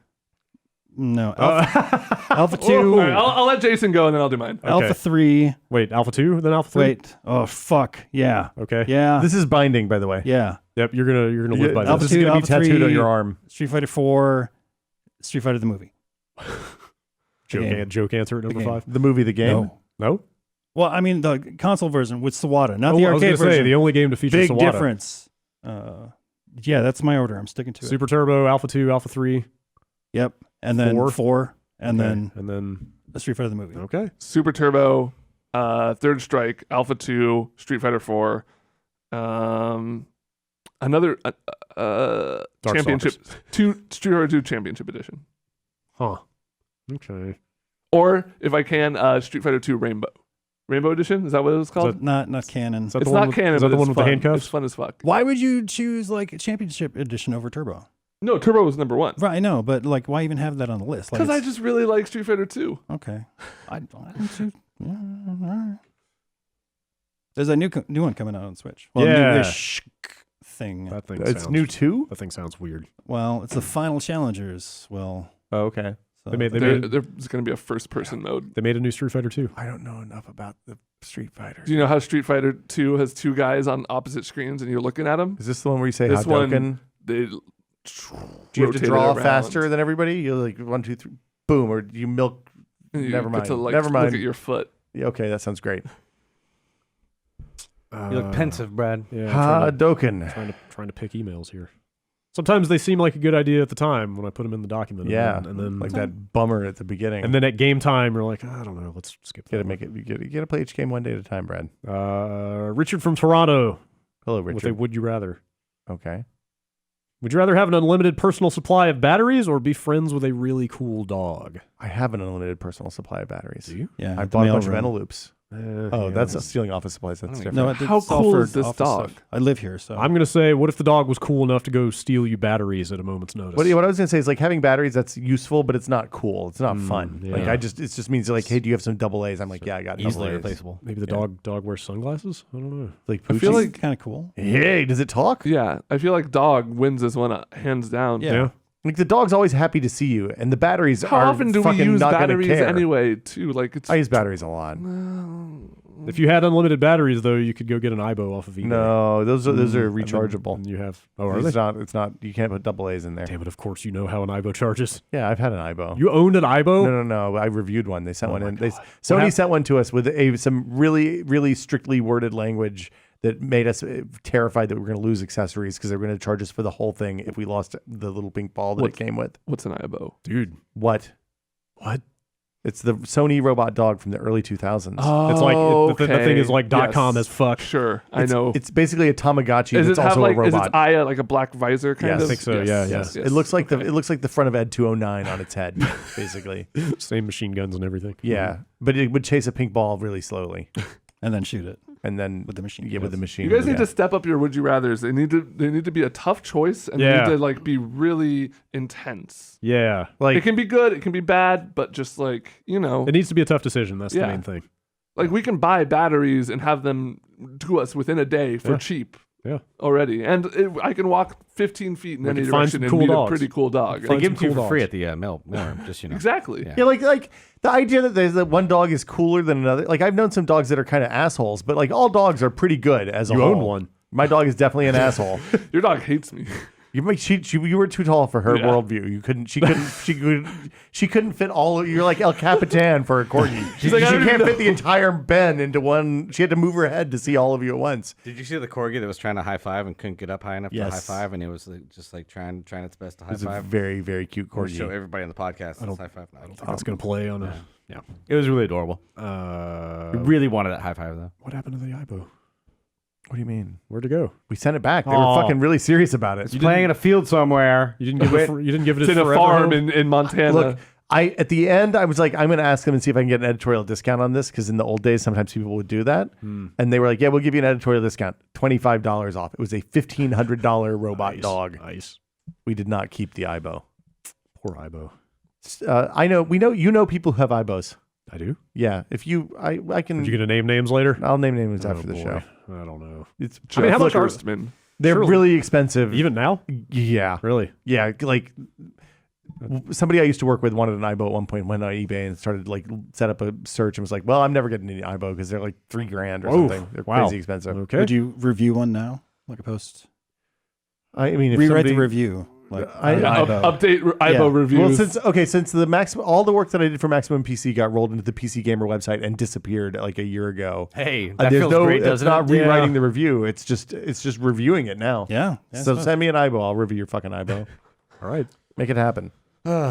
That's what I learned from screened. Stuff you write on the internet might not be there forever. Never. It's great. I mean, a ton It's of our old GameSpot stuff is not available. Here are my links to my portfolio on screen.com for my next resume. Yep. It's all on save your archive.org though. Yeah, maybe. Yeah. Do you think my one news story I wrote I from deleted that before I left. Yeah. Friday Night Lights movie? Man, savage. Wow. All right. Last email. Okay. Zed from Missouri writes in about competitive pinball. Oh, I think we talked about talked that about last that. week. Yeah. Yeah, so it's probably a Yeah, response that's to what that. prompted the. Esports commentary. I thought I would provide some additional information about competitive pinball streaming after your discussion on the May 9th podcast. The winner of the World Championships was actually 13 years old, 13, not 15. and his father reportedly told him that he would buy him an ice cream truck if he won the championship. What? I don't know if that has come to fruition. What would you do with an ice cream truck? You know what? Dude, The guy Fill who it played with ice cream. the guy who played Ron Weasley in the Harry Potter movies. What's his face? Rupert Grint. Grint. He got so much money. He just bought an ice cream truck and drives around giving away free ice cream. Wow, that sounds I like a haven't pretty seen him- awesome life. I haven't I mean- seen him in anything since fucking Harry Potter, so he's probably just doing that. Hey, Driving kids. that ice cream truck to Would you this day. take Rupert Grint ice cream? Hell yeah. Sure. Really? Especially You if think it was he's like one of trustworthy? those Harry Potter ice Yeah. cream bars where the face is a little messed up and like the pupils kind of Does it have a slide lightning down. bolt on it? Yeah, it's caramel, the lightning bolt. Yeah, that's my fun story. So Yeah. go on with it. Let's see. Yeah, he says I don't know if this has come to fruition regarding the ice cream truck. A 13-year-old with an ice cream truck. All you're gonna do with that thing is like eat the ice cream and then have a truck And then you have a can't really use. sick truck, man. I mean, he gets free entry to every birthday party Yeah, for the rest right? of the time with that. That's true. Do you think he'd like put a couple of rocket launchers on it, drift around like Twisted Metal style? Yeah. Fought against a guy with the Get a creepy clown bee costume. car. Yeah. So Zed has some facts about streaming and such. Hit me. Most of the time, the pinball stream commentators are players who have already been knocked out. So you can receive coverage anywhere from the golf level. really salty level shit. Yeah. He says so, my so God. you can receive coverage anywhere from the golf level of quietness to MMA-esque shouting. Wow. The community is trying to figure out what would make pinball streaming more exciting to watch. You all Different mentioned- game. Okay, all right. It's an option. That's step one. You all mentioned game sounds. Was somebody saying like it's silent? I Like think. you can't, I think like you can't hear the machine? What I heard, I didn't actually watch the streams, but I believe that it was like an over-the-shoulder kind of camera. Okay. There's no- without much. they need in the to way mic of- up the machine. Yeah, for sure. I think I'm not 100% on I want it. some little lipstick cameras inside on the bumpers so that you can see like action yeah. cam first person That's good, ball yeah. Ball perspective. coming at you. Yeah. Yeah. So he says some streams have experimented with a camera on the tilt bob to see how close players are to tilting the machine. Anything else you guys can think of that would make competitive pinball more exciting to watch? Like put a camera right over the bumpers. So it's That's- like first that's not person bad. ball shot. That's not bad. Explosions. Yeah. I want to know who the 100 pinball players in a Fire. plane get dropped. What if All you right. what if you light the table on fire and you have like a fire match and you Yeah. have to win before the table burns all the way down? Yeah. I think they do it consecutive, not simultaneous. I think having like 3 or 4 people playing the same game at the same Like time. racing kind Oh, of. that would be not fun. racing, but like all at the same time. So you Who's can see a who's bunch of- gonna get to the end? Who's gonna get the highest score? Because pinball, if you're really good at it, I mean, you can play for a long time. You could set a score goal and have people compete to get there the Yeah, that'd be- fastest. that'd be Yeah. cool. Yeah. You could have a ghost. Like you could have Yeah. like you could superimpose the replay at the exact Not same bad. time. Yeah. you need a pinball table that when you hit there's 2 people playing, like facing each other, playing pinball.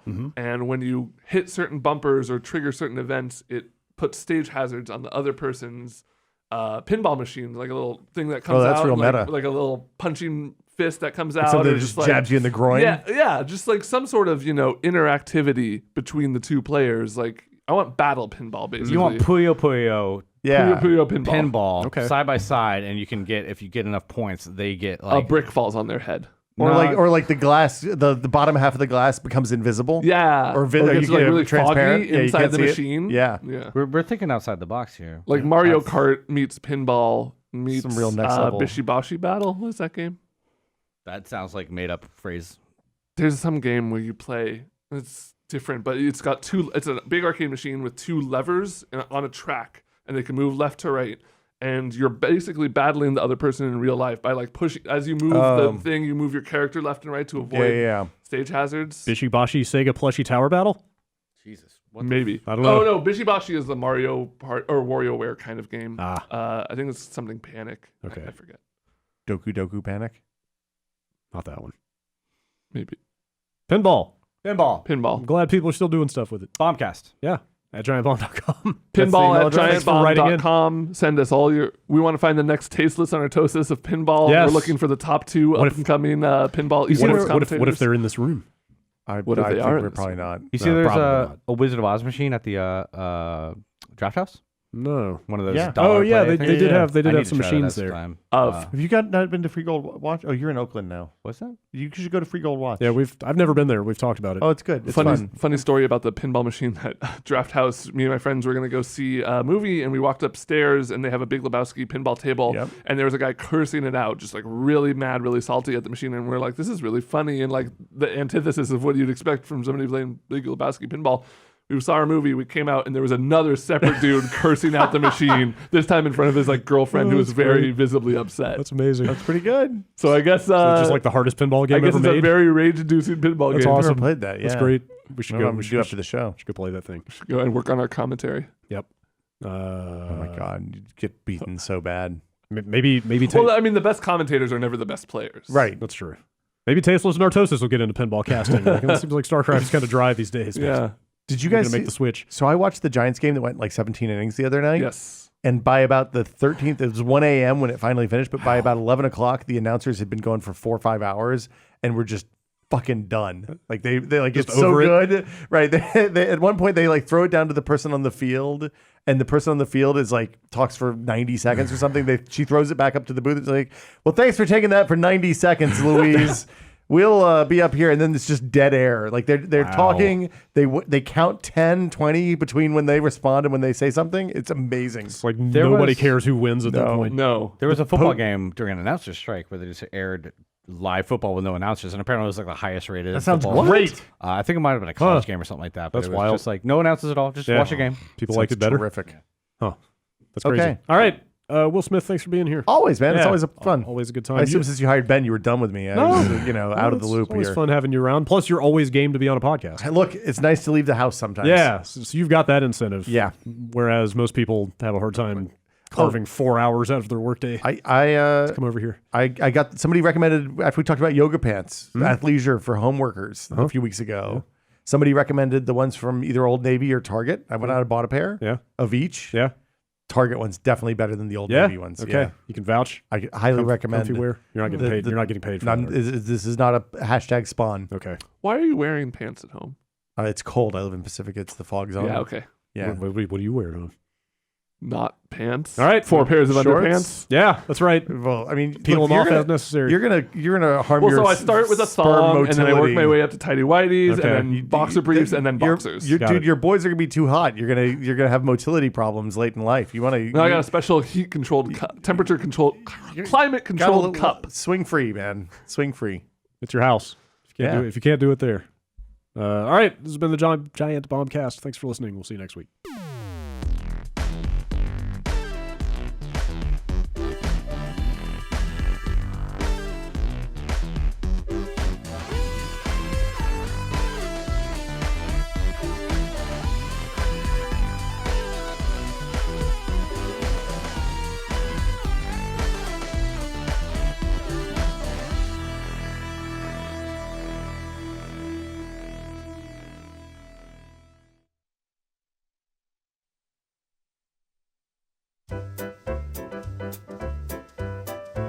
For a great shave at a great price, join Dollar Shave Club. New members get their first month of the Executive Razor and a tube of Dr. Carver's Shave Butter for only $5 with free shipping. After that, razors are just a few bucks a month. That's $15 in value for only $5. Get yours at dollarshaveclub.com/bombcast.